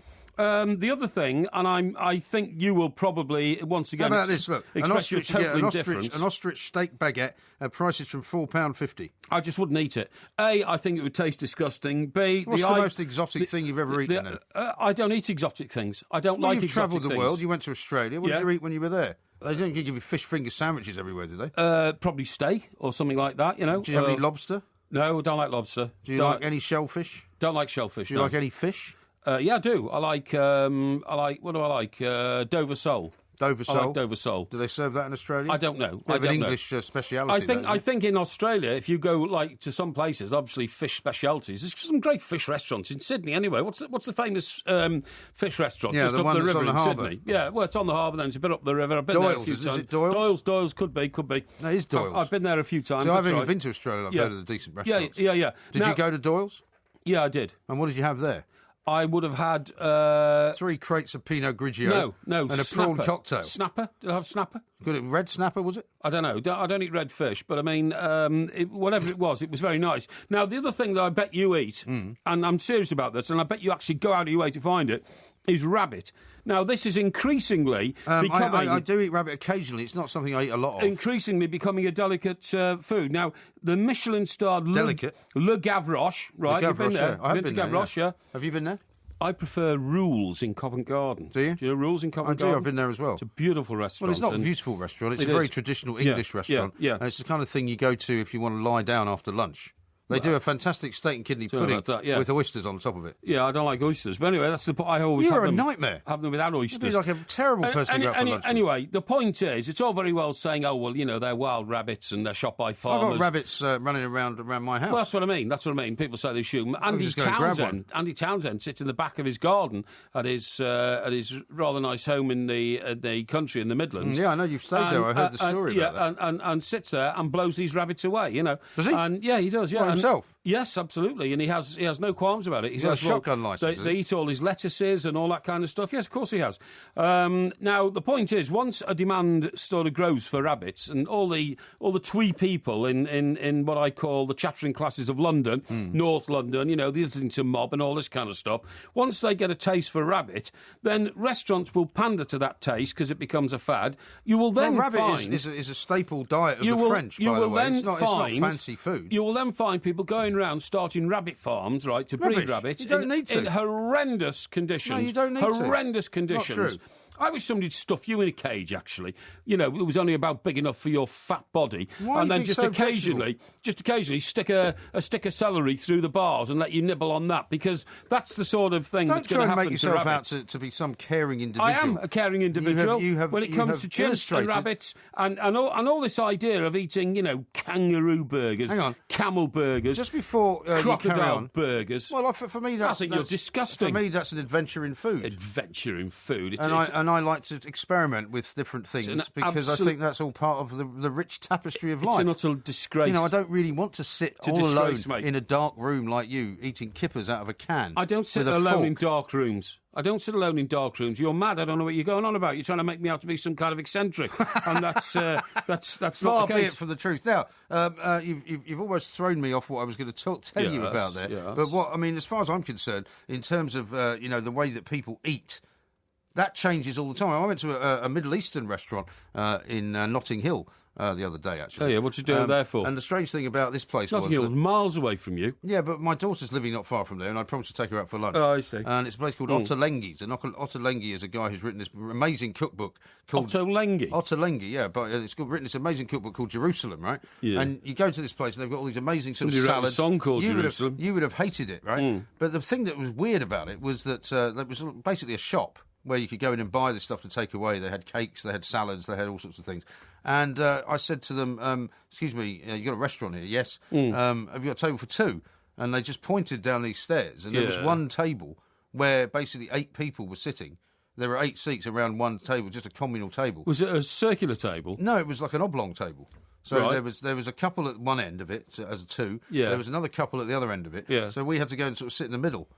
So there were 6 of you at the table? So there were 6 of us, and there were 2 spare seats, because then 2 other people could have come and sat down. It was quite a weird and thing. And squashed in next to you? Yeah. I wouldn't eat like that. I wouldn't eat in those conditions. Everybody sat around one table. I wouldn't eat in those conditions. And here's the other reason you wouldn't have eaten in those conditions. Yeah. There was no alcohol. Well, what was the point of going to this ridiculous place where you squashed into a little table downstairs? Because it was an experience. And the food brilliant, was it? It was very good, yeah. What did you have? It was cold. I ordered cold food in a cafe. God. It was... Well, I had a bacon... Yeah, that's a real eating experience, isn't it? I'd rather have gone to McDonald's, seriously. Yeah, well, that's the difference between you and I. Yeah, of course it is. You just told me... I'm not twee. You just told me that the reason why the American legal system is all clogged up is because people keep suing people like that. But no, I had a turkey burger... as one cold turkey burger? Cold turkey burger. There was 2 of them. What did that taste like? Like a turkey burger. God, blimey. 2, a piece of bacon quiche. We had some broccoli that was cooked in chili and garlic. Broccoli? Which was lovely. We had some broccoli, but not in chili sauce. We had some hummus. It wasn't in chili sauce. Can't eat hummus. I was ill on hummus once. Why can't you eat hummus? Flying back from Israel, somebody gave me some hummus, and I thought it was something else, so I had a load of it, and then I was ill. honestly. Yeah. Dear me. Yeah, it was the terrible. well-travelled foreign correspondent. It's not exactly Graham Greene, is it, with you? Crazy, but that's how it goes. Millions of people living as hoes. Yeah. but maybe. This is TalkSport Extra Time. I'm Mike Graham. Now, this is apparently campaign hour for Mike Porky Parry. Yep. We've already heard about his ridiculous campaign to free a chimp. It's ridiculous to try and liberate animals I from think in this particular being case, caged, is it? Yes, it is. But if you thought that was stupid, how about this? For another campaign, he now thinks that we should give the Elgin Marbles back. Of course we should. And the only reason you want them to be given back is because you're enamoured with Mrs. Clooney. No, I'm not. Amal Clooney. There's nothing worse for me than a celebrity marrying some woman who's thought to be intelligent, and she then decides to stick her nose into something she knows very little about. Just because she's now married to George Clooney, she's obviously going to use that as a platform, and she reckons that the British Museum should now give the Elgin Marbles back. We're going to talk to a man who knows an awful lot more about the Elgin Marbles than anybody on the planet. Mark Winter is a leading specialist from a firm called Art Expert. Right. And I'm pretty sure he's going to agree with me that we shouldn't give them back. Mark, a very good morning to you. Good morning. How are you? Yeah, very well indeed. Thanks for joining us. Now, I know that this row has been going on for a very long time indeed, but the sort of the interference of Mrs. Clooney seems to have brought it back to the front pages again. That is correct, but this will pass like other things, including happy weddings. Mark, I think my colleague here, Mike, has misled you there. Mrs. Clooney has in fact been working on this case on behalf of the Greek government for over 3 years. And to try and make out now that she suddenly jumped in because she's become a celebrity. Well, why wasn't she on the front pages before? She was on the front pages before because the case has got almost... No, because she wasn't Mrs. Clooney. No, the case... OK, the case is... She used to be Amal Alamuddin, OK? And she was an international lawyer, and she was working on behalf of the Greek government to get the marbles back. She's now Mrs. Clooney. Obviously, it creates more interest, but that's irrelevant. The case has now moved to a point where it might come to a conclusion. Now, Mark, I'm sorry, I'm not sure just exactly where your argument lies about the Elgin Marbles, but how can you justify state theft? We stole these marbles, we stole these sculptures off the Greeks when they weren't the Greeks. It was the Ottoman Empire. We brought them back to this country.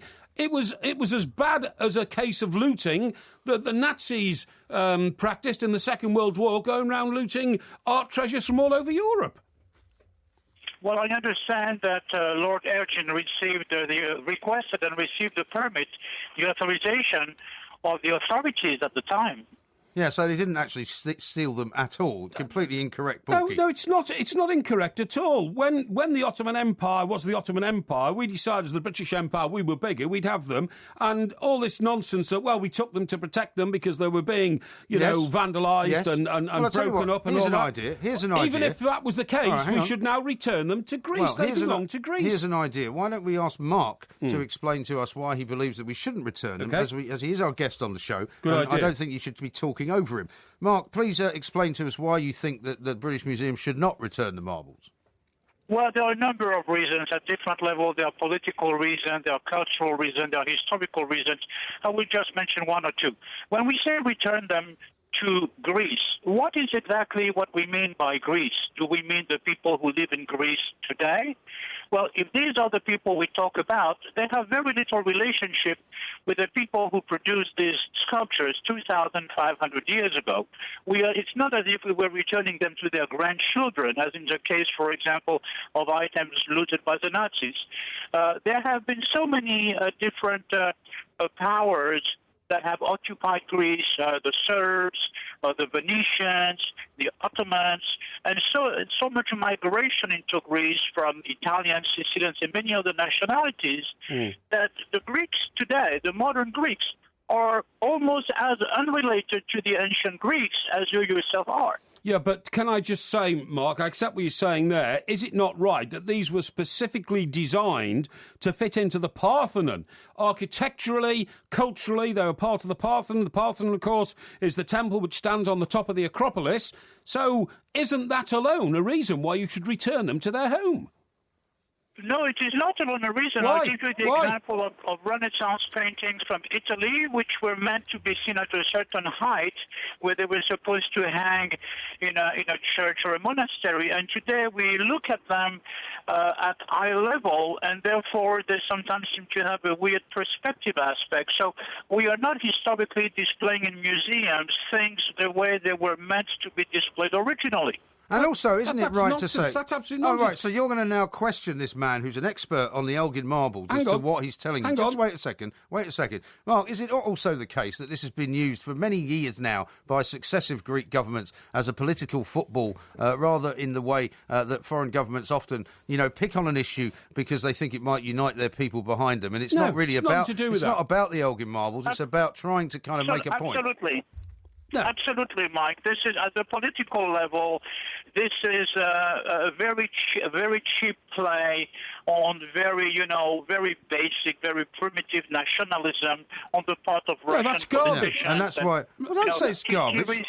Look, Mike. Here is tiny little bankrupt Greece trying to force big, mighty England, to return, the Elgin Marble. What a wonderful political victory it would be, and how much good it would do to any politician Mark, who would manage to do it. That is utter garbage. If somebody invaded the United States of America and stole the Lincoln Memorial and took it back to their country, maybe China... They need a big truck to take that away. Maybe China in years to come, and I'm not saying that China are aggressive or anything like that. I'm just, putting up a possibility. But he's already explained to you that Lord Elgin had a permit to take them away. He did not steal them. Hear me out, please. No, because you're talking nonsense. And then 100 years later, things evened up politically, and America said, could we have the Lincoln Memorial back now, please? Now that we're all friends again, because we are friends with Greece, then, of course, you would return it. If Nelson's column was stolen from Trafalgar Square during conflict, after the conflict was over, we'd take it back. Stolen. And Mark would say, it wasn't built for Trafalgar Square. Well, Mark has already explained. I'm not even going to ask you. I'm sorry, Mark. Mike Parry's limited understanding of this subject is really quite irritating. No, I have a great understanding of the subject. You don't. It's international theft of artworks, and we have no right to hang on to the Elgin Marbles whatsoever, Let me just Mark. ask the expert in this organisation. Why did you say he keep calling him an expert? Because he is an expert. Oh, yeah, what's an expert in? He's an expert on the Elgin Marbles, actually. Isn't there a danger, Mark, if we were to ever give them back, that actually they might be in some way not preserved properly? They might end up perhaps being You're talking about one of the greatest ancient civilisations in the world. What, you mean the bankrupt Greeks? Is that who you're talking about? No, I'm talking about Greece. I mean, they can barely... A couple of years ago, they were on the verge of social unrest, of civil war. From 1967 to 74, it was a dictatorship. Right. We all know what the financial situation of Greece is and the amount of corruption going on over there. Exactly. You put these marbles back over there, next thing you know, 10 years from now, there'll be some civil unrest and tanks will be shooting them down. Yeah, and they'll be destroyed, they'll be full of bullet holes, or they'll be burnt, or they will be sold to the Chinese or something like that. So I think in order to preserve the Elgin Marbles, I think they have to remain in the British Museum, a place of great learning. Exactly.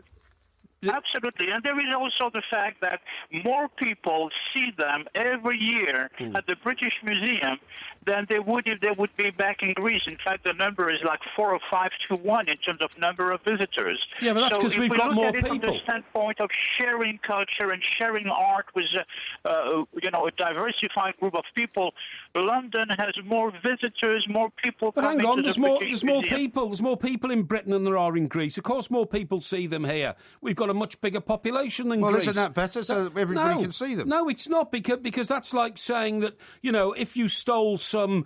Nobody stole them. Would you get that out of your head? Hang on. If you stole some artefacts from Albania and put them on show in Moscow... They're not stolen. You'd say that, a lot more people in Moscow see them in Albania. Well, it's not surprising that, that Albania is a very small country. Moscow's a massive country. Moscow's not a country.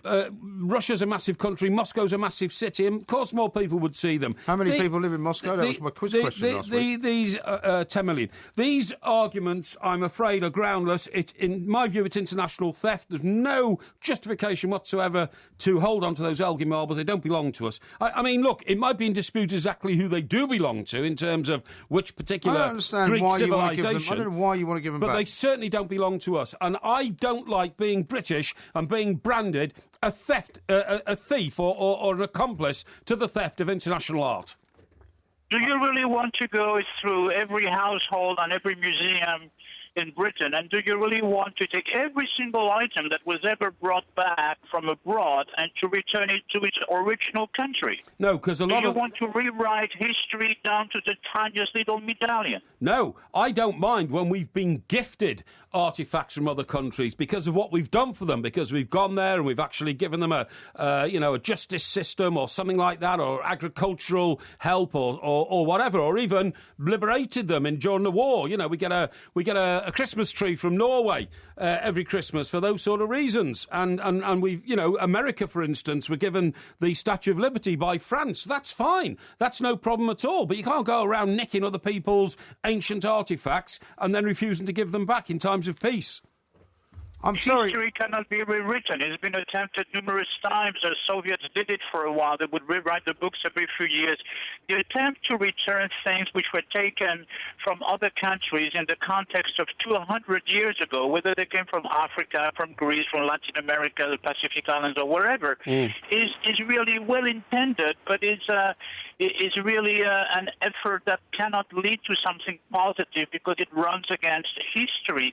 And what we are doing today is we are becoming a world where everybody travels, populations move. A huge number of Greeks live outside Greece, for example. Yeah. So people are moving from one country to another, but apparently moving a couple of statues is not all right, whereas having millions of people move from one country to another seems to be all right. Well, if we are going to have free movement of populations, we should have free movement of art. You're quite just right. Mark, dismissing the heritage Mark, of Mark, Greece. thank you very much. I do apologise for the crude argument of Even my if colleague you give here, them back to Greece. Mr. Parry. Excuse me. Mark, thank you very much indeed. Mark Winter there, specialist in the Elgin Marbles from a company called Art Expert. Right. I'm going to ask you a question. Have you even seen the Elgin Marbles? Of course I've seen the These things that you Elgin wish to actually save for Greece. Of course I've seen Where them. have you seen them? I've seen them in pictures, and I've seen them in... Have you seen pictures of them? Yes, that's right, yeah. You haven't ever looked at them in person? No, I'm not that big a fan of sculpture, to be honest, Really? so I haven't been to see them. So you've never even been to the British Museum?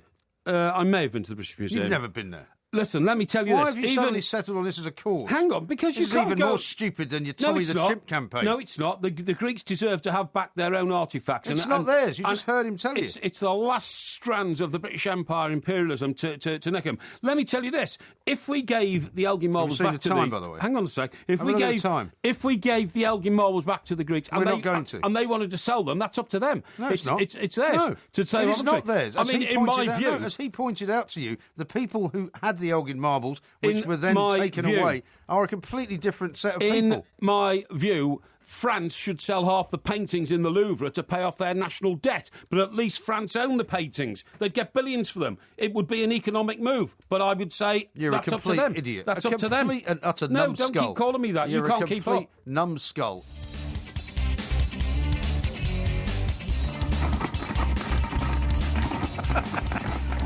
Is that some kind of percussion device you've got there? It is, yeah. It looks like a cardboard box. No, it's not. I'll have to take a picture of that. No. What's it say on the cover there? It says "Oats So Simple." It is. It's the original "Wakey Wakey." It says on the side. It is, yeah. Was that not a catchphrase of somebody in some TV show? No, that was Arthur Askey, wasn't it? Wakey Wakey. No, Bill Cotton. Billy Cotton and his band on the BBC. But anyway, look, the point is, this is a box of... Here, I'll pose for a picture now. This is my new device. What is it, though? Have you got it? Well, I'm going to tell you. Have you got it? Yeah. Right, now what this is, kids, is... Now, this is a box of Quaker Oats, inside of which I've put some empty cans. Now, the reason I'm going through this exercise... Empty cans? Are they empty cans of Red Bull? Yes, they are, actually, yeah. You're still drinking that stuff? Yeah, but, you see, the thing is... All right, you don't have to keep shaking it. Sounds good, though, doesn't it? No. It does, I think it sounds good. John in there is a musical expert, and he said he liked the resonance of it, right? Really? Yeah. Now, sounds like something Peter Gabriel might have used in the 80s. No, that's true. Now, you see, you're getting close. The point is that we've been looking at some of the questions that you're asked when you go for an interview to Oxford or Cambridge University. Oh, yeah. Now, you, of course, never got close. I went for an interview to Brasenose College, Oxford, Brownose College. Brasenose, to study PPE, which is politics, philosophy and economics. Yes, I did. But somehow you didn't follow that particular path, and instead you ended up doing brick building at Nottingham Polytechnic. Excuse me, I went to the University of the Trent to do urban estate management. Urban estate management. So, let's see. On the one hand, yes. I could go to Oxford and guarantee a life of riches and live amongst the elite and do politics, what is it, philosophy and economics. PPE, politics, philosophy and economics, which is something that all Prime Ministers do, right? Yes, that's right. Or I could go and do urban estate management at Nottingham Poly. Well, I know. I'll go to Nottingham Poly. Hang on. Are you seriously expecting us to believe that? University of Trent. Now, David Cameron went and got a first-class honours degree in PPE at Oxford. Boris Johnson, because they were in that Bullingdon club together, you know, Boris Johnson studied classics at Oxford. I don't think he got a first. I think that's always been his great gripe against his political colleague David Cameron. But one of the questions they ask you, and I've been looking at the things they do, is if you designed a new musical instrument, what would it sound like? Right? So is this your new musical instrument? Yes, it is. And listen to it. See? Well, it's hardly a musical instrument. You might... It is. That's a great sound. That, to me, is a great sound. You know, if I sung for you, you know, one of the Beatles tracks, you know, when I get older, losing my hair, many years from now. Yeah, but I think the point of a musical instrument, be sending me a Valentine. Right. Yeah? I think the point of a musical instrument, and I have some experience in this area, is that basically it's supposed to create some form of melodic sound. It does. Well, maybe you're just using it wrongly. You have to do it faster than I've been doing Let me try. It's like this. Will you still be sending me a and it depends which way you hold it up. You have different resonance. Now, the other thing is, it's even more clever than this. If I open the box, right, if I open the box... Go on, open the box. And I take 2 cans out. These are 2 empty cans. You're going to alter its pitch now. What I've just played to you is in a sort of A minor, right? Really? And this is a sort of C minor. I'll give you a D minus. No. Do you see the extra resonance? No. See, it works. So, for instance, you know, when I get older, losing my hair, many years from now, lose my hair, many years from now, will you still be sending me a Valentine, a birthday greetings, a bottle of wine? If I stay out till 2:45, would you lock the door? Will you still need me? Hopeless. Will you still feed me when I'm 64? Ba-bum-bum. See, I think that's rubbish. Great. Absolute rubbish. I think that was really good. I think that's really good. And John will have recorded that, but you can play that back later, and you will see that my instrument added greatly to the resonance and the tone of the music. Your instrument is about as worthless as every other instrument that you've ever produced, which is actually of no use whatsoever. No. I've tweeted out the picture from the 2 Mics account and also from at IROMG. You can see that Porky has not got any more melodic over the years than he ever was. You pour scorn on anything which relates to Academica because you tried to... Academica? Yeah, you tried to make out that, you know, Academica doesn't bother you, and that's because... sounds like a team in the former Eastern Germany. That's because you failed to stick your course out. You failed to stick your course out. And so did you, I think, right? And never actually got there. But I never intended... So did you. I never intended to see it through. Really? What parts of urban estate management did you learn about then? I learned about how to build houses. Really? How to survey houses. How to buy houses and sell houses. Right. That was called property law and all that kind of stuff. I learned about the composition of wood and plaster and brickwork and all that kind of stuff. What is the composition of wood then? Well, you know, certain woods are better for building in this country than others. Like what? Well, you don't want to use oak. Why not? It's too hard. Is it? It's a bit like teak. Is it? Yeah. So what wood would you use to build a house then? Well, I wouldn't. You see, that's one of the things that that's one of the things I concluded, that anybody who uses wood to build a house in this country is mad, because people try to put wood fascias on a block of flats and they call it Alpine View. I'm not joking. I've seen this happen. You know, we're not talking about wood fascia. We're talking about actually using wood as a proper substance. Well, you only use wood to build. I mean, they use wood to build houses all over the world. Yeah, you do use wood to put up like frames for the roof and all that kind of stuff. So what kind of wood is that then? Well, that's just wood. Just what wood? I'm saying is... Well, what kind of wood? It doesn't matter. You don't know, do you? Yes, I do. Well, what kind of wood is it? Beech. It's usually beech. Beech, yeah. Is it? Yeah, and normally you wouldn't expose it to the atmosphere, because when people build this block of flats and say, I tell you what, we'll bung another 10 grand, on each unit and call it Alpine View, and then put a bit of wood on the front, within 2 years that wood is warped, it's disfigured, it's coloured, it's rotten, it needs taking off, and you just shouldn't use wood in this country at all. But I don't know why I'm talking about wood, because we're talking about... Here, that's another sound. But you haven't invented a new musical instrument. What you've done is you put 3 cans of Red Bull in a box of cardboard. I have successfully passed the test to qualify for selection for Oxford University by doing that. You haven't got a clue. I mean, what would you have done? What have you have done? How could you have expanded your mind to produce any sort of musical instrument? Well, I think you've missed the point here. To fulfil... I think you've missed the point to fulfil those requirements, OK? Well, what's happened here is that you've spectacularly missed the point, because you only think in 2 dimensions, right? And what they want people who go to Oxford and Cambridge to do is to think in at least 3 dimensions, possibly 4. So what they're asking them here is a philosophical question. They're not asking them to turn up... I mean, you would have been the laughing stock of Oxford if you turned up with your oh-so-simple cardboard box and go, look, sir, I've made a musical instrument. Okay. The whole point of the exercise is that it's a philosophical question. And actually, what you would have to say is, I cannot invent a new musical instrument because there is no such invention that can be brought to bear. Failure. Right, I'm going to ask you a question which is asked to undergraduates or prospective students, right? Here we go. In an experiment recently, it appears to suggest that Welsh speakers are worse at remembering phone numbers than English speakers. Why is that? Are worse at remembering phone numbers? Yes. I've got no idea. Well, you've got to work it out in your head. Why is it more difficult to remember Welsh phone numbers than English phone numbers? Well, there's no such thing as a Welsh phone number. Yes, there is. No, there isn't. A phone the only number... thing that's different about a Welsh phone number is that the code's a bit different at the front. No, you don't understand. Do you mean numbers in Welsh? A phone number spoken in Welsh is more difficult to remember than a phone number spoken in English. Why is that? Because it's longer. What do you mean by that? Well, because there are more syllables in it. Well, are you saying it's spelt differently?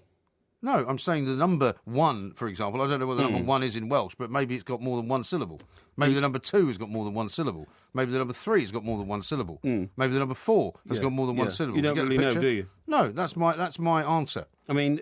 What is the real answer? Well, what it's supposed to do is stimulate a debate about the role of language in other cognitive abilities such as memory or maths. It's not about the phone number. Yeah, so it's not about the musical instrument then either, It's about your memory or your ability to place maths within the modern world and its relevance to society. So then I'm correct in my assumption. No, you're not correct at all. I am. I'm correct in my assumption that the pronunciation of numbers in Welsh is actually longer than it is in English. That's why it would be more difficult to remember. Yeah, but you can't equate that to the musical instrument because you can't suddenly become a Welsh speaker to prove your point, whereas I can suddenly invent a musical instrument. Numbers, I'm told by our research department, are longer to pronounce in Welsh than they are in English, so I'm right.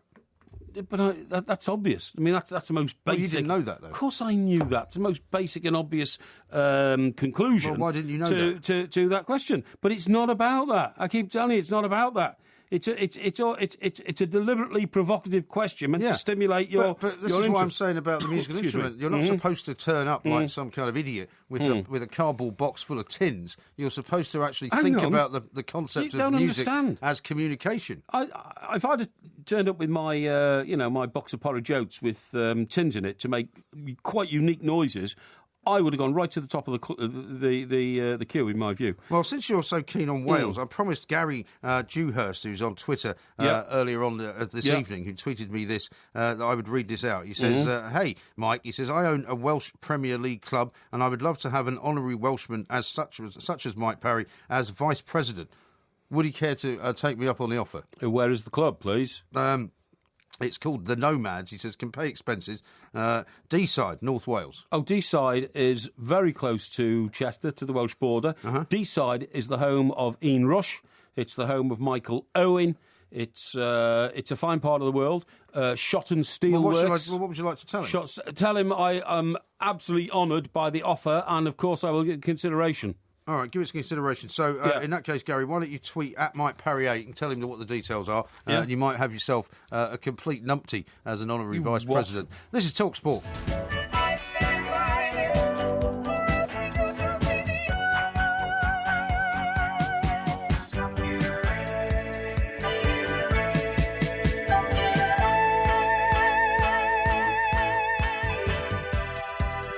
TalkSport Extra Time. I'm Mike Graham. He is Mike Parry. Together we are the two Mikes, and I can tell you that people are not particularly impressed with your musical expertise. It says this, that Mike's Gooner in Walthamstow, Simon the Gooner in Walthamstow, says, Mike, if Porky's serious about his new musical instrument, tell him to pitch it on Dragon's Den. It would be funny asking Peter Jones to put his money into that rubbish. And then here's one from rubbish. That's nice, isn't it? Biddy. He says, it sounds like a box full of Elgin Marbles. Pete says, it does sound like Mike Parry. It's full of rubbish. And Taxi Man says he can't stop laughing at that loony Mike Parry and the musical instrument. So I'm afraid it's a thumbs down, I think. No, I don't think it is. I think there's an appreciation of it there. If people just dismissed it as a kind of... Excuse me. You're right. I don't know. Really okay. If they dismissed it as just a kind of hapless venture, they wouldn't be bothered commenting on it, would they? As it is, they are. And here's one from Bumble. He says, how can you get ill from hummus? He says, it must have been the Israeli secret police trying to bump you off. Well, they're not... I mean, you shouldn't mess with those guys. What are they called? The... Israeli secret police. Israelis and Mossad. Mossad. I wouldn't mess with the Mossad. No, I wouldn't mess with them either. Now, you've had problems with your computer over the last few days. And so we thought we'd do you a service and get you an expert. Now, this is the kind of thing you pay hundreds of pounds for, by the way. A personal, training session with a man who can fix whatever it is that's wrong with your computer. Can you sum up for us what is wrong with your computer before we introduce Rob Enderley, who's a techno analyst who has worked at Intel, Microsoft and IBM? Excellent, Rob. And thanks for coming on. It's quite simple. When you want to send an email, you go to like your inbox and you type it out, and then you press send. The problem is when I send it, it's not going anywhere, so it never appears then in the sent column. It appears in the outbox column, but it's locked in the outbox column and won't go on anywhere. Okay. And I don't know why. I can't get it just to, put it into send. Right. Well, you've got the computer in front of you. Yeah. We got Rob on the phone. Rob, a very good morning to you. Thank you so much for taking the time to talk to us. You're most certainly welcome. Now, I don't know, Mike Parry, it has to be said, is about as technophobic a man as I can describe to you. I admit I'm useless. And he is the original definition of a Luddite. So we're hopeful that you might be able to talk him through how to fix whatever it is the problem is. Would you like to do that? Yeah, we can give it a shot. Let's give it a shot. Well, why don't you speak to Mike and just ask him as many questions as you like? Sure, but Mike, are there any red lights on the box? Is there any smoke coming out of it? Is there anything like that going on? No, it's quite simple. As long as I go into a category marked inbox for Mike Parry, okay, then I ain't got a problem. It's there. Oh, hang on, is it there? Yeah, it is. It is. Yeah. And that's okay. So if somebody sent me one, it's come in. Now I want to reply to them, so I go to that one and I click it twice, and then I've got reply. So I type out a reply and then I press the send button, but instead of going anywhere, Rob, instead of going back to the person who's written to me, it goes into another box called Outbox, and they're just stacking up in there. They're not going anywhere, and I can't get them to move out of there. Well, I was first checking to see if the computer is possessed. It doesn't sound like it's possessed, so we can move to the next phase. So it's stuck in your outbox.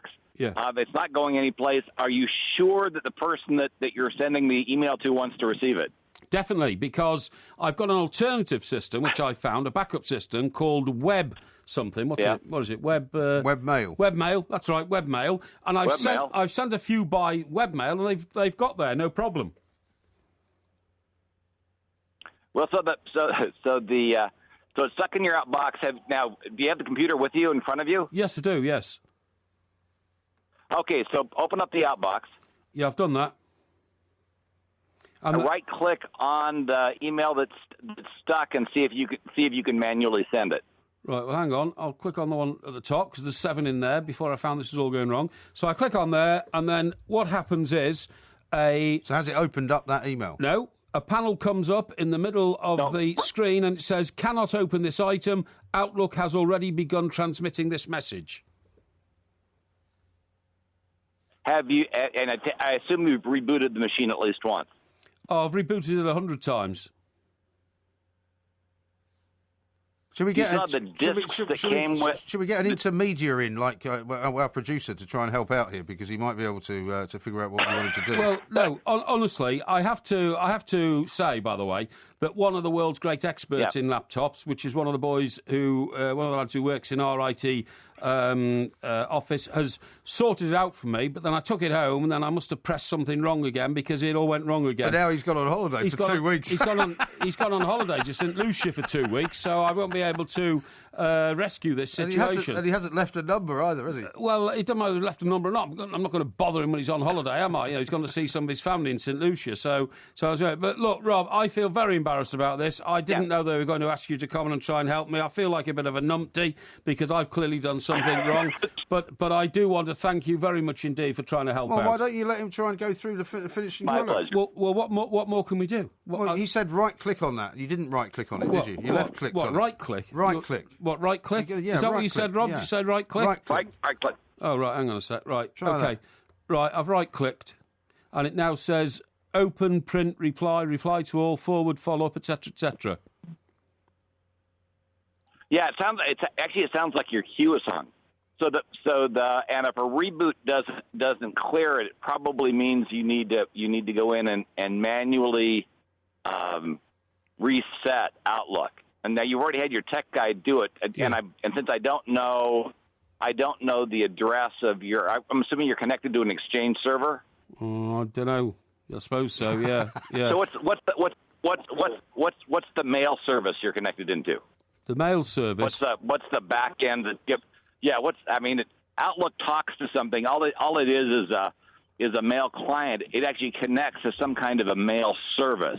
So is the mail service the company mail service? Is it a personal mail service? Do you have MSN, Hotmail? I've no idea. Google He doesn't know. I don't know. Honestly. He doesn't know. How would I know? I think it's basically Hotmail is what it is. I don't know. Look, Rob, I feel embarrassed about this. Don't want to waste your time, mate, but thank you very much indeed for trying to help out.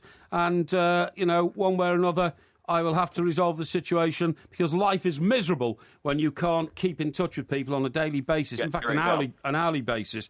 And the other thing is, Rob, what's happened is it's backed up now on my phone, so the emails on my phone have all come to a halt as well. So I'm literally stranded in a non-communication wilderness, and I've got to get it sorted. But I thank you very much indeed for your help. Oh, no.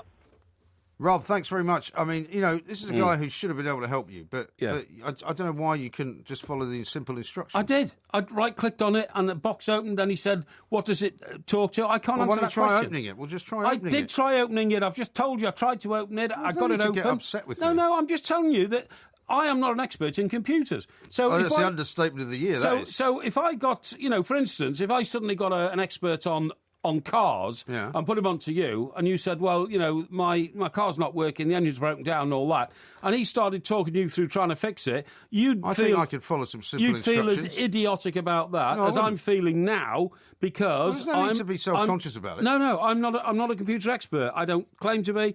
That was, in my view, a fairly ridiculous waste of Rob's time. Very good of him to come on all the way from the United States. Try and help me out there. Our team of set-up producers was able to find this guy who was willing to help you out. That's very kind of them. And you've kind of spurned his abilities, and you've just not taken any advantage. Now the producer Dave is taking your computer away. No, but he's closed it down without switching it. He's closed it without switching it off, and that always knackers it. So I don't know why that's happened. I don't know what's going on here.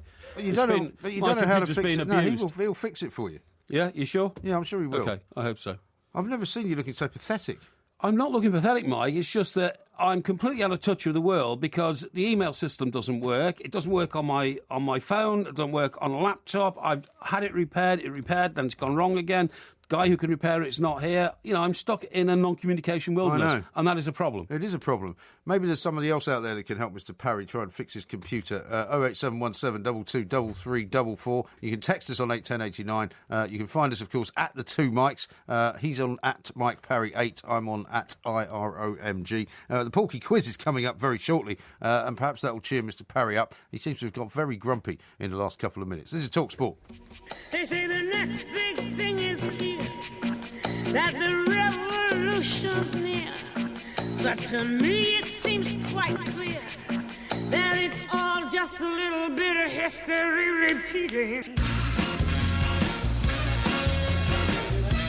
This is TalkSport Extra Time with the two Mikes. I'm Mike Graham, he is Mike Parry, and we've reached that point in the evening, Mr. Parry, where we're going to have the Porky Quiz, which is fast becoming one of the most popular segments of the entire show. And that's because people now listen not to find out how much I know or don't know. They know that I always make a very good account of myself. They turn 3 out of 10 normally. They turn on and tune in to see what duplicitous twists and turns you make in reaction to my questions, which, unless they are 101% accurately right in your view, you won't give me a mark for. No, listen, I've been more than generous, and as I've said to you many times before, these are questions that are compiled by a completely independent set of quiz masters. And overseen by yourself. Nothing to do with me. No, I just received the quiz questions. You appoint shortly before the show starts. You appoint the people who write the questions. No, I don't appoint anybody. I'm simply sitting here reading out the questions and telling you what the answers say, which are in front of me. Now, as per usual, it is not multiple choice, I'm afraid. It is simply a correct or a wrong answer. Okay. If you answer anything correctly, I'm predicting you won't get any of these right. You will hear this. Yeah, well, that's your usual prediction. Go tally-ho, yibbity-dap and zing-zang-spillit. However, if you answer incorrectly, you will hear this. Your mother was a hamster and your father smelt of elderberries.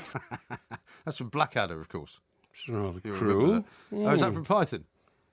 I don't know. That's from Monty Python. Is it? Yeah. Okay. Okay, question number 1. Are you ready? Yes, of course I'm ready. How many copies of the original 1215 Magna Carta are there? 1. Your mother was a hamster and your father smelt of elderberries. There can't be more than 1. There are 4. No, there's not. Yes, there are. No, there's not. Yes, there are. No, there are definitely not. There is one Magna Carta. It was signed at Runnymede. The original King John. document was copied several times, as each update of it was copied over the years. But of the original document, the 1215 document, there are only 4 copies in existence. You want to know where they are? 2 of them are in the British Library. One of them is in Lincoln Cathedral, and the other is in Salisbury Cathedral. But that's rubbish. That's ridiculous. The original document doesn't exist. It was destroyed. That's rubbish. Read me the question again, please. How many copies of the original 1215 Magna Carta are there? So you're saying the answer's none? No, the answer's 4. No, it's not. There are 4 copies. 2 are in the British Library, 1 in the Salisbury Cathedral, 1 in Lincoln Cathedral. But that's ridiculous. There could be many more. 0 out of 1. There could be copies overseas. There aren't. Do you know that the Americans have greater regard for Magna Carta, the document, than we have? There are many other copies of the Magna Carta as it was updated. Exactly. But of the original document, there are only 4. Stupid question. None out of 1. Question number 2. Who was Wat Tyler?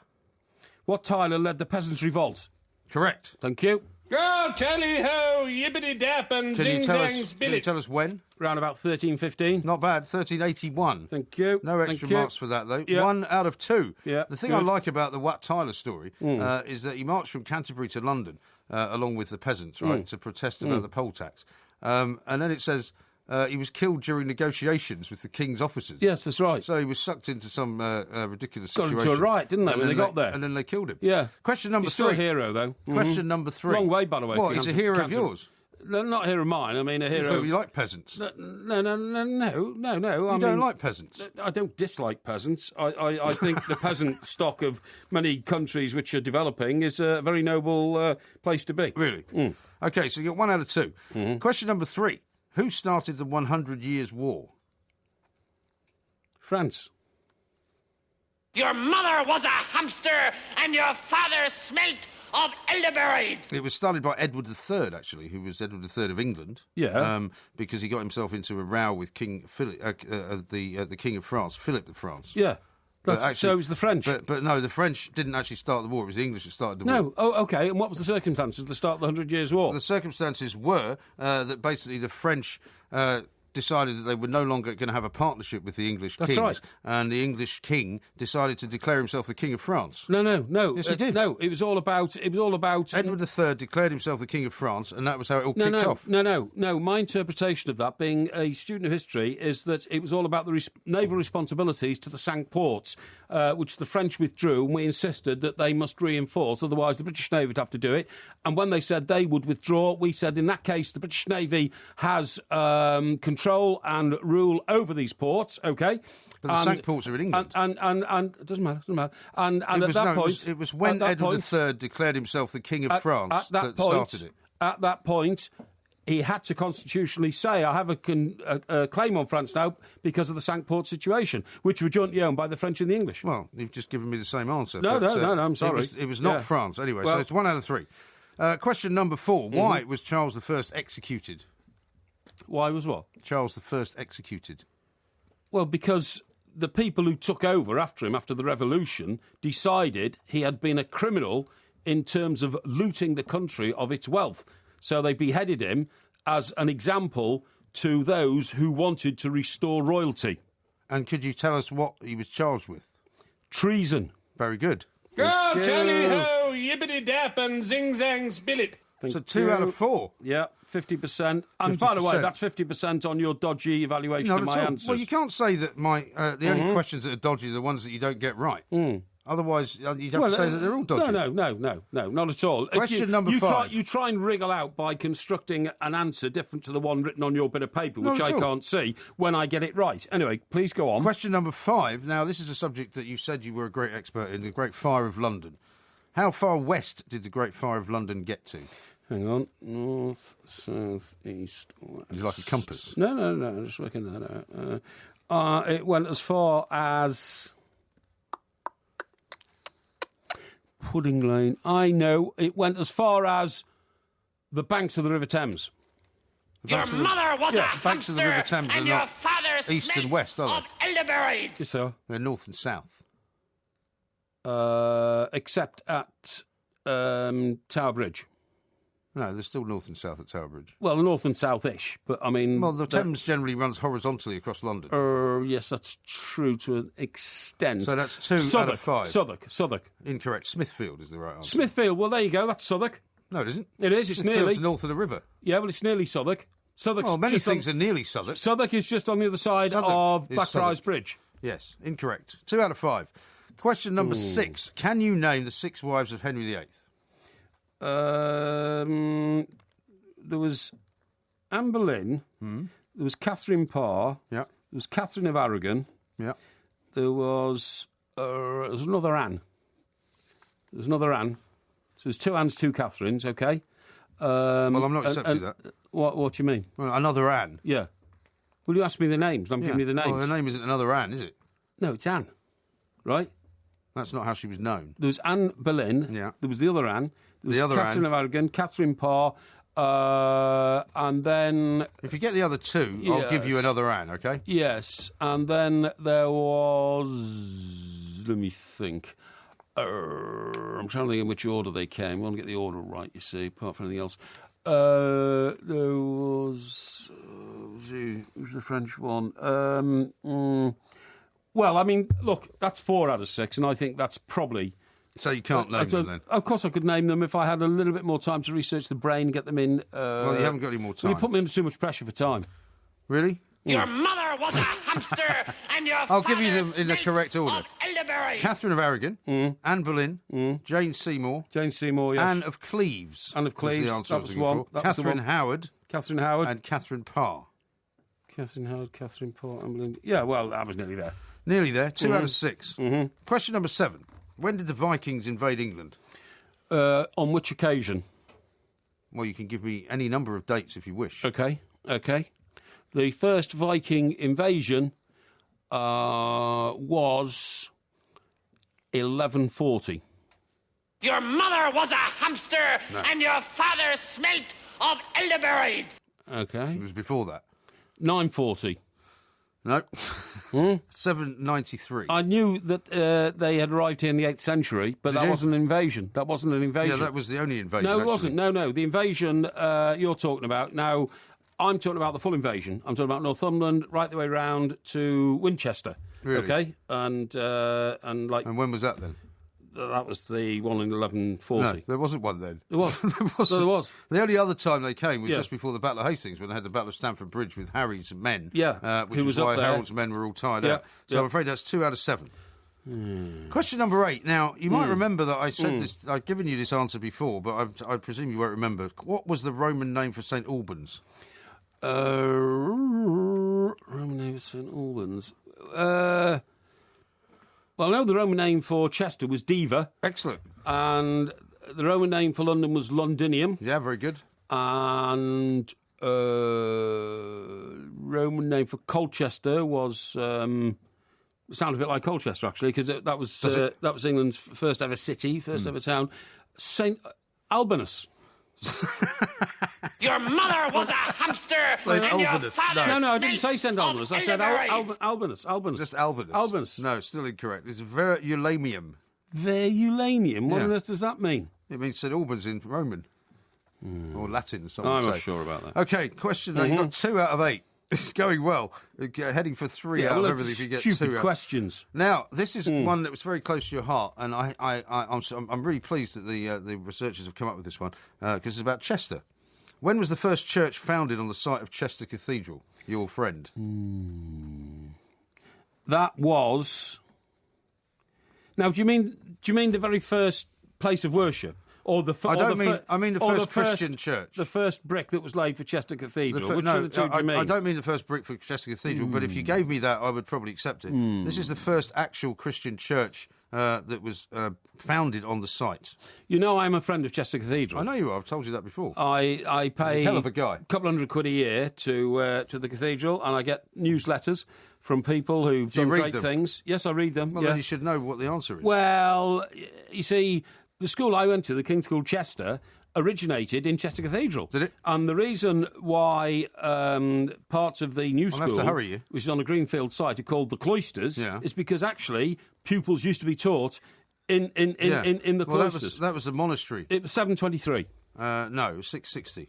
Well, that was close. That's very, very close enough. That's 10% closer. Not close enough. All right, final question. You could get 3 out of 10 if you get this right. What was the name of Boudicca's husband? Boudicca didn't have a husband. Boudicca didn't have a husband. She had 2 daughters. No, seriously. She did have a husband. No, by the time she became Boudicca, the queen, she didn't have a husband. No, it's not true. He died very young. He died when he was 23. She had 2 daughters by him, but he was a warrior and he was run over by a chariot.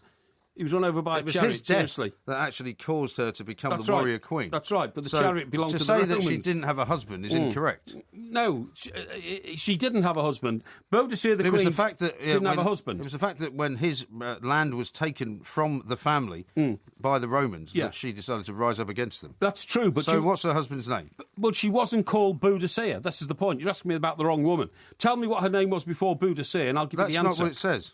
Well, I want to know what her husband's name is.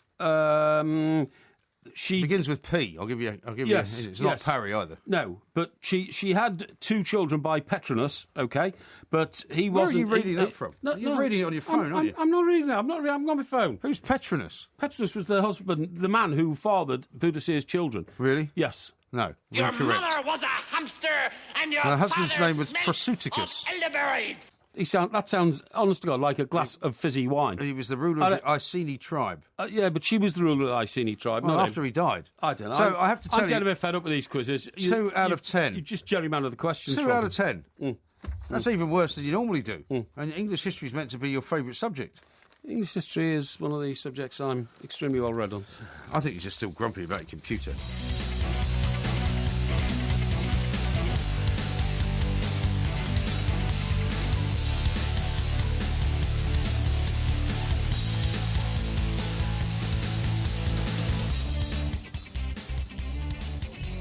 Now, uncharacteristically, I've got a text here which is in support of you over the Elgin Marbles. It's rather long, so I'm just going to slightly edit it for the purposes of clarity. Hi, Mike and Mike. First of all, in my eyes say that Mike Parry is correct about this Elgin Marbles problem. For a start, they're not called the Elgin Marbles. That is a colonial British dictatorship empire name. And then, Mike, you are wrong, meaning me, I suppose. That permits that the permits that the British could obtain from the Ottoman Empire. The Ottoman Empire wanted to destroy Greece piece by piece. The people there were murdered by these Ottomans and they took control of the country, and the permit was not given by any Greek person. There you go. The whole country was run by barbarians. But it takes you back to this whole business of, as our expert was saying, you know, the situation then was very, very different from the situation now. And, I mean, the world has changed dramatically since then. So, therefore, there's no reason why Greece should actually claim ownership of them. Don't you accept my point that the marbles were built as part of the architectural structure of the Acropolis? Yeah, but the Acropolis is in ruins. it doesn't matter. So is the Elgin Marbles. So they'd actually fit in quite well, wouldn't they? They've got more chance of being preserved for the world in the British Museum than if they were given back to the Greeks. That's not our problem anymore. And then sold off. That's not our problem anymore. Well, don't you think that we have a duty of care to the world? No, I don't. We don't have a duty of care to the world to say we're going to preserve... I mean, if, for instance, Russia went bankrupt, do you think then that the British Museum should rush over to Moscow and preserve the archives in the Kremlin museums? I do.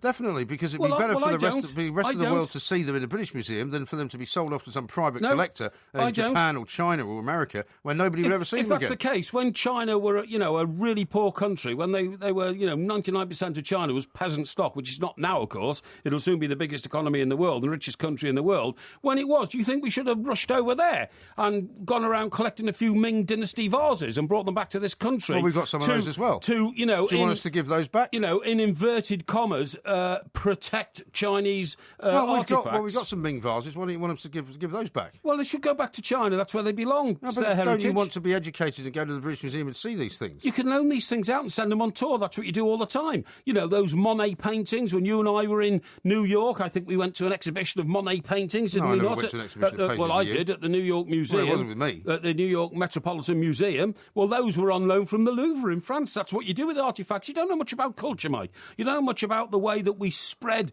and share and enjoy the culture of competitive societies. That's what I do know about. No, but you don't go... I go to the British Museum about 4 times a year. But you don't go around robbing other people's artifacts. We should not have possession You cannot call it that, because that was not what happened. Have you seen the Elgin Marbles, then? I have. You have, right. Yeah. And do you really think they're worth this, international tussle with another European country? As I said to our expert... they're falling to pieces, aren't they? No, they're not. They're preserved in the British Museum. They're not falling to pieces. Hang on. One of them hasn't even got a head on it. Yeah, I know that. But the point is they have not deteriorated since they got here, whereas the Acropolis is deteriorating as we speak, minute by minute, hour by hour, and in about 100 years it probably won't exist at all, because the Greeks aren't capable of looking after it. Well, you see, that is so insulting to the Greek nation. It really is. I don't think so. When were you last in Greece? I've never been to Greece. Never been to Greece. So, I'm thinking of going there next summer, though. Well, let me tell you this. Last time I was in Greece... Maybe I'll go and have a look at the Acropolis. Last time I was in Greece, when was that? Well, England were playing there. No, they weren't. Liverpool were playing there, I think, in the European Cup final. So it was that year, whatever that year there was. And Andy Townsend and I... What, when they won it, no, when they lost it, actually. They won it in Istanbul, if you remember. And then 2 years later, was it? They lost to the same team, AC Milan, in Athens. In Athens? Yeah. AEK Athens Stadium, was it? Yeah, I think it was. I went to the game, so I should know. But anyway, the point of the story is that Andy Townsend and I and a few other... I think Adrian Durham was with me, actually. Uh-huh. We were in a restaurant in Athens, and this restaurant was on a mountain alongside the Acropolis. Right. No, the Parthenon. That's right, the Parthenon. And the Acropolis was lit up. It was beautiful. Yeah, it's a magnificent building, right?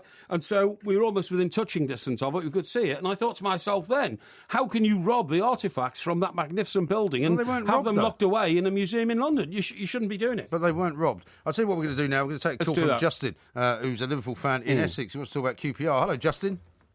Yeah, good morning, Mike, and good morning, Mr. Porky. How are you? Yeah, Justin, doing very well, thank you. Yep. He's not happy this morning. He's thinking of cancelling the quiz. No. I was cheated out of the quiz again, but you probably heard that, Justin, so I won't go into detail. Mm-hmm. It's great to speak to both, but I want to speak about Queen's Park Rangers, obviously. Yeah. I do believe that if they do get a hammering Sunday by Liverpool, I think it'll be time for him to go. And I think he knows he's going to be going in the next couple of games.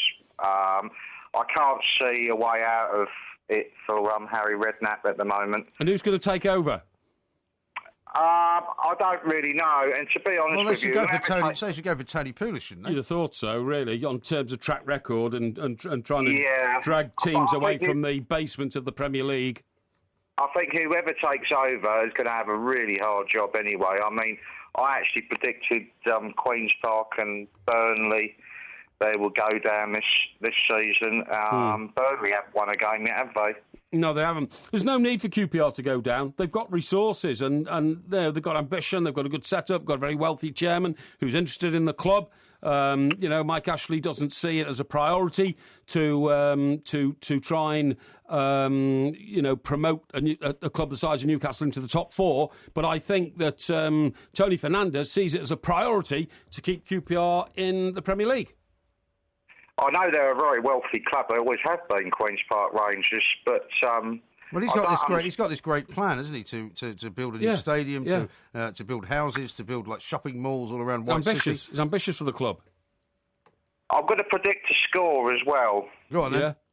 I think that Liverpool will win either 3-0 or 3-1. I don't think that'll happen. I think Harry's very capable of pulling something out of the bag, and I think you could well find a draw would be on the cards, or even a backs-to-the-wall fight back from QPR, haven't played for 2 weeks like all the Premier League clubs, could easily, in my view, provide the shock result of the weekend. Well, there you have it, Justin. Yeah, you could be right, but I hope you're wrong, obviously, Porky. I really do. And you're really upset about your computer, aren't you? Well, these computers go mad, and one thing I can't sort out is computers. I can sort out most of the problems in the rest of the world. One thing I can't is computers. I have to go to friends and ask them to try and sort it out for me. But it'll be sorted in the end. Justin, thank you very much indeed. It will definitely get there in the end. Justin's a Liverpool fan, of course. I mean, do you think Harry Redknapp will survive this weekend no matter what, then? Yeah, I think he will, yeah. Really? I don't see that you can treat a guy like Harry Redknapp like that. I don't think you can say, look, on the basis... How many games have the clubs played so far? 7? Yeah, something like that. Yeah. And 8, maybe? If they play 8, they're 1/4 of the way through the season. Yeah. I think Harry Redknapp is better than... needing to be treated like a sort of a greenhorn manager, for the want of a better word. Do you not think like a guy who was given a chance to manage a Premier League team but failed after a quarter of the season? I don't see that but in some Harry people Redknapp have opined on TalkSport, including Martin Allen, who was on last night, I think, with Mark Saggers. There's something about the way Harry Redknapp, he's published a book, he was doing some punditry, wasn't he, in the World Cup and stuff like that, and you wonder whether he's just, as he said, lost his kind of verve for it all, and maybe he just thought he can't really do much more with his club. Roy Keane published a book, and, he's got 2 managerial positions, hasn't he, with Aston Villa and with Ireland. Yeah, but he's a younger man. I mean, the point is, Harry Redknapp's kind of been doing this for a long time. Yeah. And you can't imagine if he leaves QPR, even in the next 2 years, that he's going to want to do another job, can he? I think he said, didn't he, when he left after he left Spurs, which I thought was a very cruel parting between him and Spurs, because I thought he did an excellent job there. I think he said then he wasn't sure whether he wanted to, but if an opportunity presents itself, and there'll be plenty of people, by the way, who'd love to enrol Harry Redknapp as their manager, he will do it again. I'm sure he will. The thing with Harry Redknapp is getting up in the morning and not being involved in the day-to-day workings of football. Yeah. That's. I mean, funny enough, going staying down with my family on the south coast in the Bournemouth area, I drive round there sometimes early morning. I'm out and I want to go for a walk or something like that. And you see Harry walking his dog.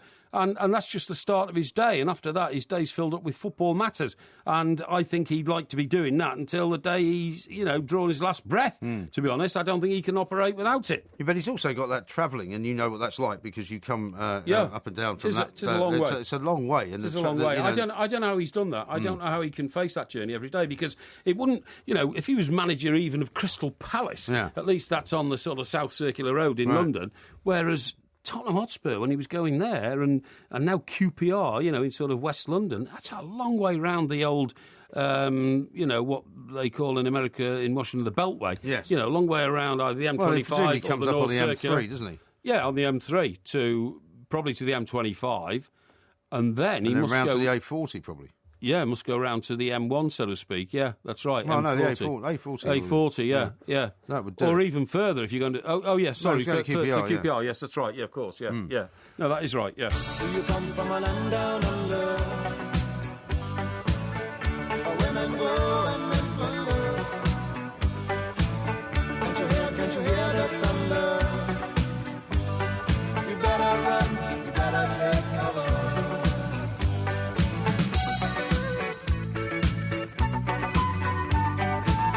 This is TalkSport Extra Time. I'm Mike Graham, and of course he is Mike Parry. Together we are the two Mikes. There will be a podcast coming out a little bit later on in the day, hopefully sooner rather than later. But as we've often said before, Mr. Parry, it's not always within our control as to how soon it comes out. No, but it should be out before midday. Down to the techies. With a bit of luck. We're going to go down under though to talk to Sandra Lee, our correspondent down there, because there's been some quite serious stories going on within the last few days, and a terrible story, Sandra, to start off with, about this female jockey who's very sadly died after a fall. Good morning. Yes, it is a shocking story. It's absolute tragedy. This young girl, 19 years old, an award-winning apprentice jockey in her first year. She was in a race earlier in the week, and her horse tragically broke its front leg, and went down, and she was leading, and of course then 3 other horses had nowhere to go, and they just absolutely trammeled over her, and she died within 24 hours. It's just an absolute tragedy. It's the second death this week in horse racing in Australia. Yeah.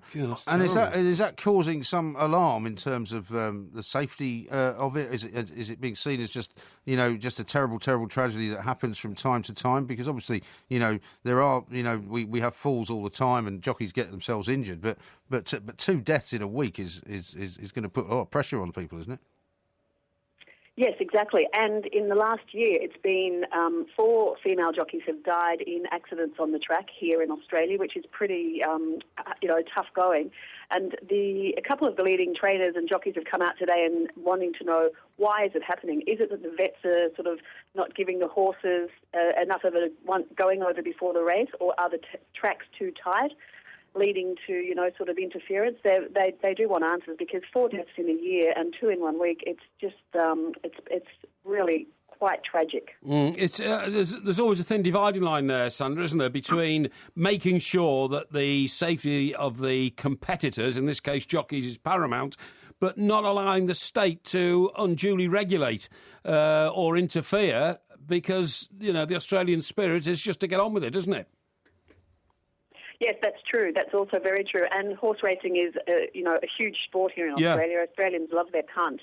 So it is one of those fine lines that you've got to draw. But I think when you have a couple of the top trainers coming out, and as well as some of our leading jockeys saying, are the vets clearing horses that should not be running? In both these instances this week, both horses snapped their front legs and went down, causing the deaths of the 2 female riders, which is, and both horses had to be put down as well. Yeah, it's absolutely terrible. I was at the Epsom Derby once here in England, obviously, right in a box, right on the finishing line, and the first 4 horses went past the line. The 5th horse went down on the line. And, and you can imagine the most celebrated guests at the meeting were all in those boxes overlooking the finishing line. It was a terrible, terrible sight for the next hour, because they have to put these green screens up on the track, you know what I mean? And then you hear the gun going off. Well, I didn't actually hear the gun, to be honest. But I was at Ascot once, and that happened. And you could not only hear the gun, but you could see the smoke rising. It's terrible. Anyway, let's get on to other issues, Sandra, because they're very important issues I want to talk to you about in relation to MG, Mr. Graham here. Yeah. And that is, you won't believe this, Sandra, you won't believe this. This man now walks through food markets in London looking for people selling kangaroo meat to take home to make kangaroo burgers. You don't eat kangaroos in Australia. Why should we eat them here? We do eat them here. No, you don't. No, I've been to Australia. I've never seen kangaroos being eaten. Well, it is now a hugely popular delicacy in the Australian palate. People eat it. I myself can't bring myself to eat kangaroo. It's on the coat of arms, so I won't be eating it.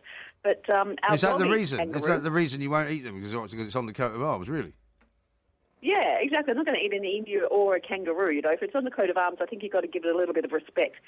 I totally agree. We got unicorns on our coat of arms, so you're all right there. I mean, can't eat them. I would have thought, Sandra, that kangaroos have been around as long as Australia's been around. So you could imagine the Aborigines, the original sort of native people of Australia, eating them hundreds of years ago, or even thousands of years ago, because they were there. But I would have thought that most Australians had the view that you have now. It's not very nice to be thinking about some poor little Joey, which has been abandoned on the roadside like rodents by its mother, like giant rodents. to suddenly end up in the old melting pot, the old pan on the stove and all that, and end up in a burger. I just don't get it. I think it's dreadful. I don't know how any civilised Australian can do it.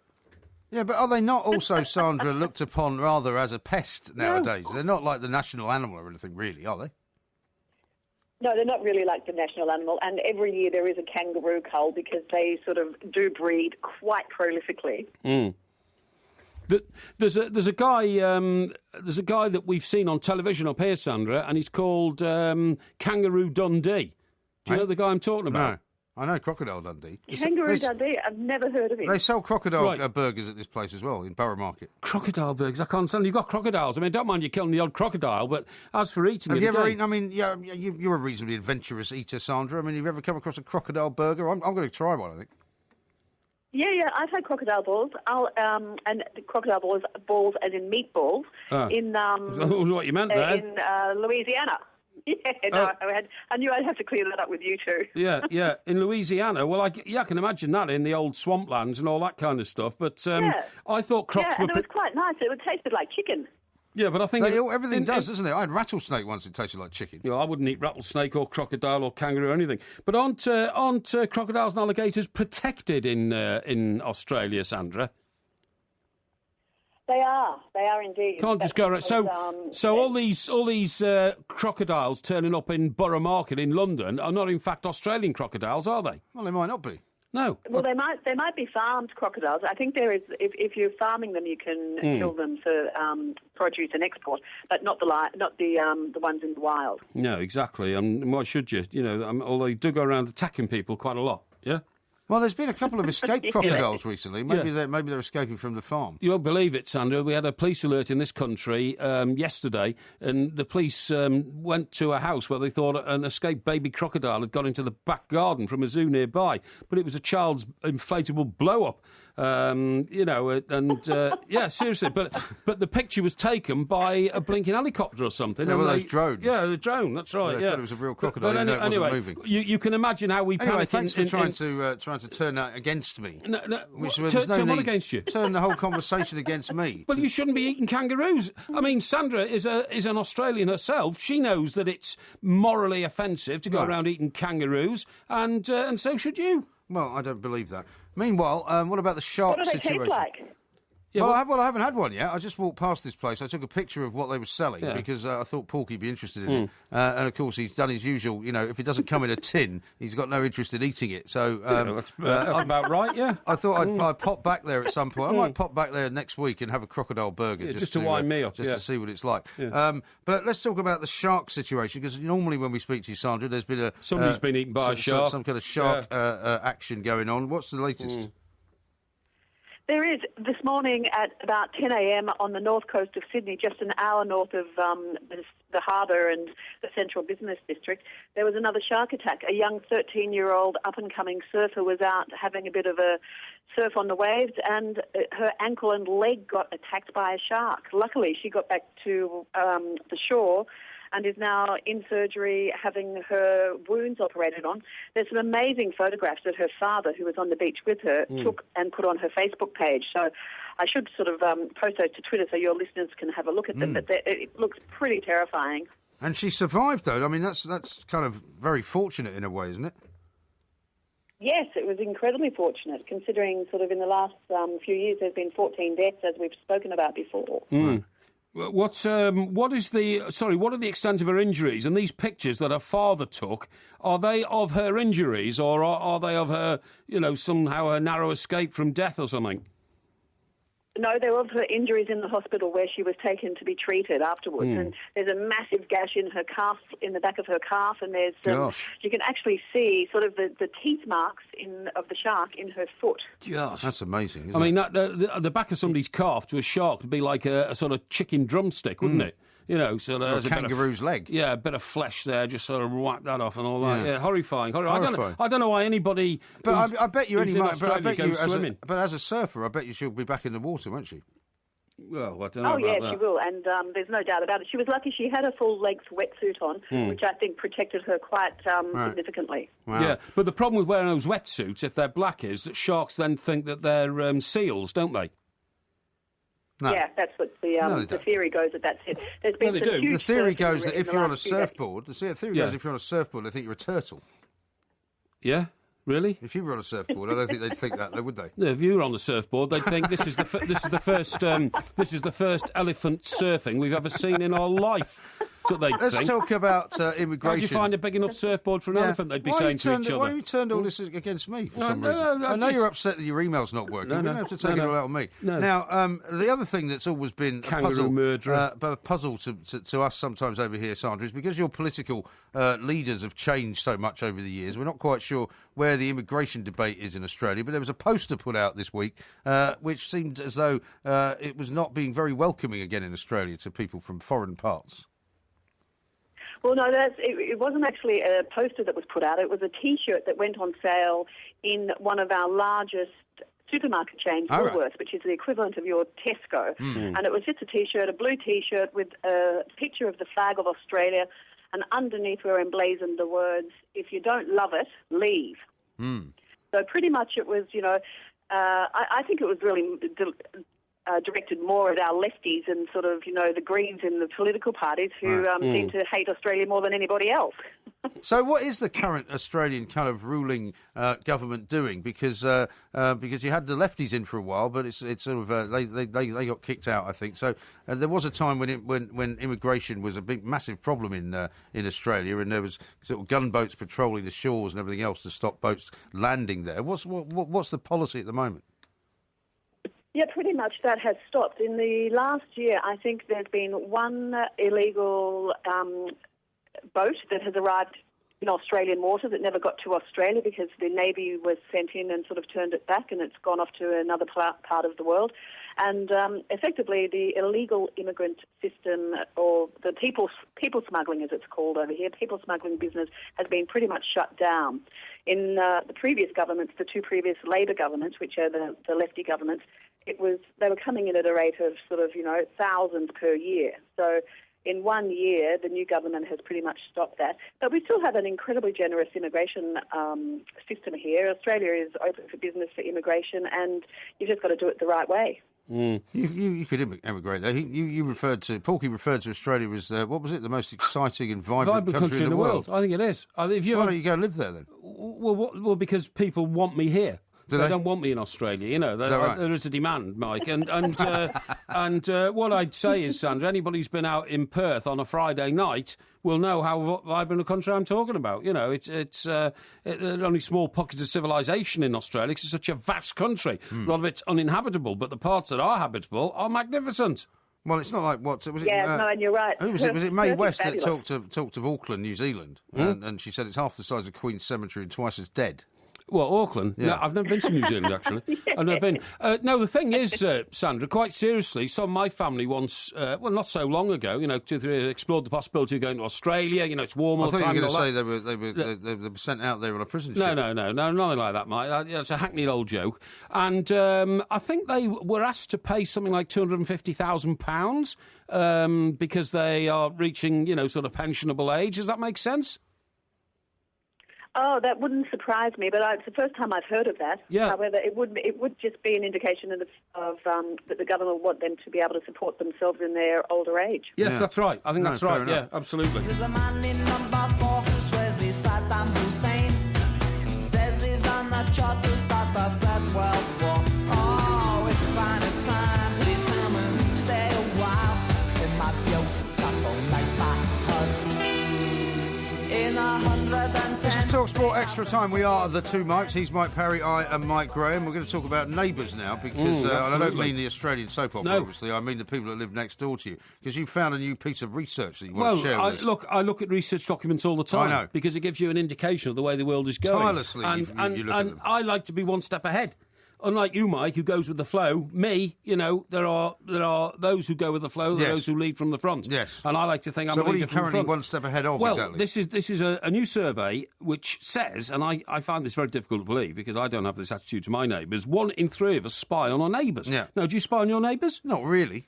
What do you mean, not really? Well, when I say not really, the place I live in Sussex, I don't really have any neighbours because there's nobody there. But in London, country homestead. In London, I live in an apartment which overlooks the road, right? Yeah. And down below, opposite me, is a very entertaining family. The like of, and I don't spy on them, but What do you mean entertaining? Well, they're always having huge rows. I see. I thought you meant they'd like sing and shout and all that kind of stuff. No, they have these huge rows which spill out occasionally onto the street. I don't see it so much now because I'm not there at the weekends. But when I used to work weekends and I used to sleep during the day, do the overnight show. At about 3 o'clock, almost like clockwork, every Sunday afternoon, there would be this great sort of kerfuffle, explosion of shouting and noise. Didn't that intimidate? Didn't you find that intimidating? Not well. I'm on the third floor, so I was kind of looking down on it. I see. At one time, the guy came running out. Claiming that she'd stabbed him. Right, police have been round several times, and when it sounds like a dysfunctional family to me. Well, it is very. Not sure I'd want to be very in that sort of mix.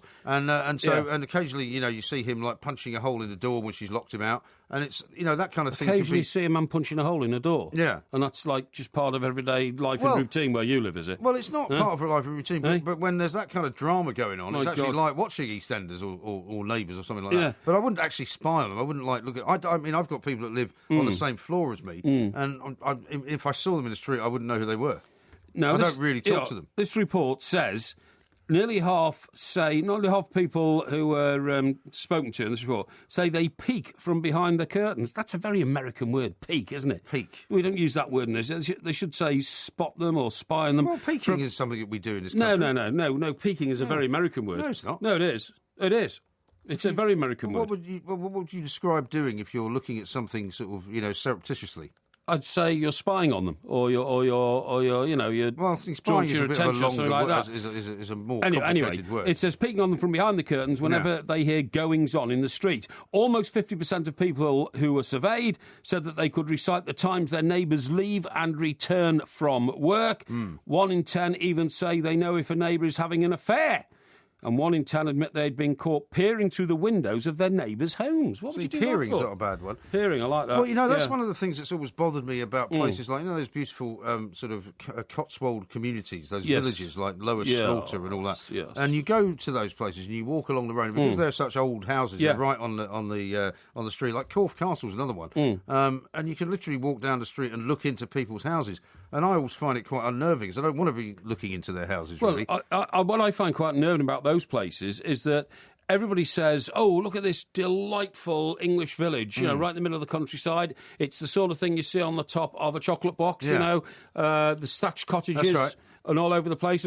But the pavement is literally. I mean, the front door comes right out onto the pavement, and as you're walking along, the windows are just at the height of your view. Absolutely. And so you're looking into people's lives. I don't want to do that. Well, I wouldn't want to live there either. No, because everyone would know your movements. No, I wouldn't. People would literally know what time you go out and what time you come back because they hear your door slam and all that kind of stuff. There's probably one village shop, one pub, and all that kind of stuff. So if you want to go to the pub, you go into the local pub. You then get assailed by a bunch of bores who want to talk to you, right? Yeah. And you've got to talk to them back. I had a bit of that in Wiltshire, actually, because I used to go to the local pub in Wiltshire. Right. And people in that village, everybody knew everybody else's business. Exactly. Which I hated. Exactly. And I like the anonymity of a city, actually. Right. I tell you what, I remember once staying down in sort of mid-Wales somewhere. I walked into a pub and everybody in that pub stopped speaking English and started talking in Welsh. Really? Right, yeah, it was the where did that Maybe happen? they were just giving each other telephone numbers. No. Didn't that happen in, what was it, Straw Dogs? It happened in Straw Dogs? Well, that was in Cornwall, wasn't it? That was in Cornwall, that's right, yeah. Well, you can talk They might have all Cornish. started talking Welsh. Yeah, well, Cornish. Cornish is a dialect down there. Seen the Cornish flag? It's a black and white cross. Yeah. I mean, it's like St Andrew's flag, except black. Yeah, that's right, yeah. And they'll be next for the independence referendum. Oh, of course they will, yeah. A bit weird, those Cornish people, actually. In the That's sense a bit of a generalisation. No, excuse me. No, I love Cornwall, I love Devon, I think it's great. Really? West Country, but I'm sure they'll forgive you your little slip there. Then. No, I meant a small percentage. Oh, did you? Very small percentage of. Well, there's an awful lot of those, non-Cornish people who've gone down there, you know. Well, I know. Well, that's what they get upset about. Now, talking about neighbours, I have told you the story, and I don't want to bore you about it, but I had neighbours once who were so disruptive, I had to sell my house. Oh, yeah, I remember that. Yeah, and I had to get the Home Secretary, David Blunkett, involved. Yeah, but what about now? Because now you live in these flats, right? Yeah. Now, it's difficult to... shall we say, to live in a flat situation without having some effect on the people around you, because either you make a bit of noise or they make a bit of noise. You know, you're not in a house. Well, I'm very lucky. I don't have any of that at all. You have no neighbours? I have neighbours, obviously, but I'm very lucky that, I would have to say that I think my homes are quite select, if you see what I mean. You know what I mean? Well, that doesn't necessarily mean it's not noisy, though. No, I don't. Honestly, I don't get any noise. I'm very lucky in that respect. I don't get any noise. Now, the reason you don't get... So who's your next door neighbour? Well, your immediate next door neighbour in the stockbroker belt, Surrey? I don't have one. I have somebody who lives in an apartment opposite, but on 3 sides there is nobody around. So the around place is it's empty. You mean? No, it's full. People live in every apartment, right. But because mine's a penthouse, there's only one across the... Oh, I see. Well, who's that then? Oh, it's a professional lady. I mean, I don't mean a professional lady. I mean a lady who's who is... I didn't think you meant that. Who was an accountant. And, right. Yeah, but do you ever see her, though?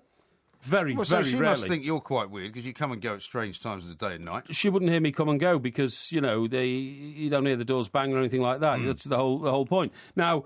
you could occasionally, literally really occasionally, hear a child on the floor below. Because as with most blocks of apartments these days, the majority of the flats are rented. Yeah. And therefore, the people who live in the block change. It's not like 30 years ago when you moved into an apartment and you knew... Everybody would be living there for most of their life. And were going to live there for the rest of their lives. And you knew they were because you go down the garage and their car would be parked next to yours. You see them occasionally. Yeah. It all changes all the time now. Right. But because it is quite a select block... You get people who are, maybe a bit older or something or whatever. They're not in dire straits or anything like that. Particularly some older people, they are very nosy though. They do like to know what everybody else is up to. I'm not sure if they're nosy or whether they just genuinely do have a concern for their fellow man. I haven't heard from him for a couple of days. I haven't heard him going in and out. Remember they did and that you've got to have a bit of that. You've got to have a bit of neighbourliness. Otherwise, people would just die in poverty alone and be left there for months. You read these terrible stories of that happening. Well, do you remember that campaign a few years back when it was an anti-terror campaign actually when they said be aware of the people around you. If you see anything suspicious, give us a call. Yep. One of the things that they listed as being suspicious was curtains being closed during the day. And, of course, in my place, my curtains are closed during the day. So I had this idea that people were going to start reporting me for being up to no good. On my extensive country walk through the Surrey countryside and across the Downs and all that, there's one house in particular I pass, and it's on a sort of corner of a country road, so it's quite isolated. But quite often, it's enclosed with metal shutters. Really? The metal shutters are closed down over the windows and over the door and all that. I can only assume that these people... Is it quite an expensive house? It's an expensive house.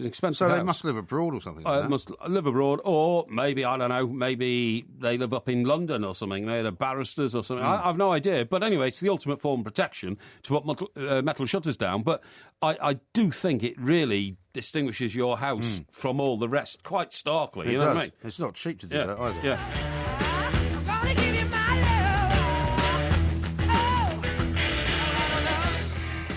This is TalkSport Extra Time. We are the two Mikes. He's Mike Parry, I'm Mike Graham. And, of course, we're all delighted that the Premier League is back this weekend. The live TalkSport commentary game, of course, is QPR against Liverpool. Lots and lots of interest in what's going to happen to Harry Redknapp, what's going to happen to Raheem Sterling, whether Brendan Rodgers is going to talk to Roy Hodgson. It's all happening, but there's lots of other great games going on as well. We're going to talk now to John Burridge, former Newcastle goalkeeper, who's joining us live from Singapore. John, a very good morning to you.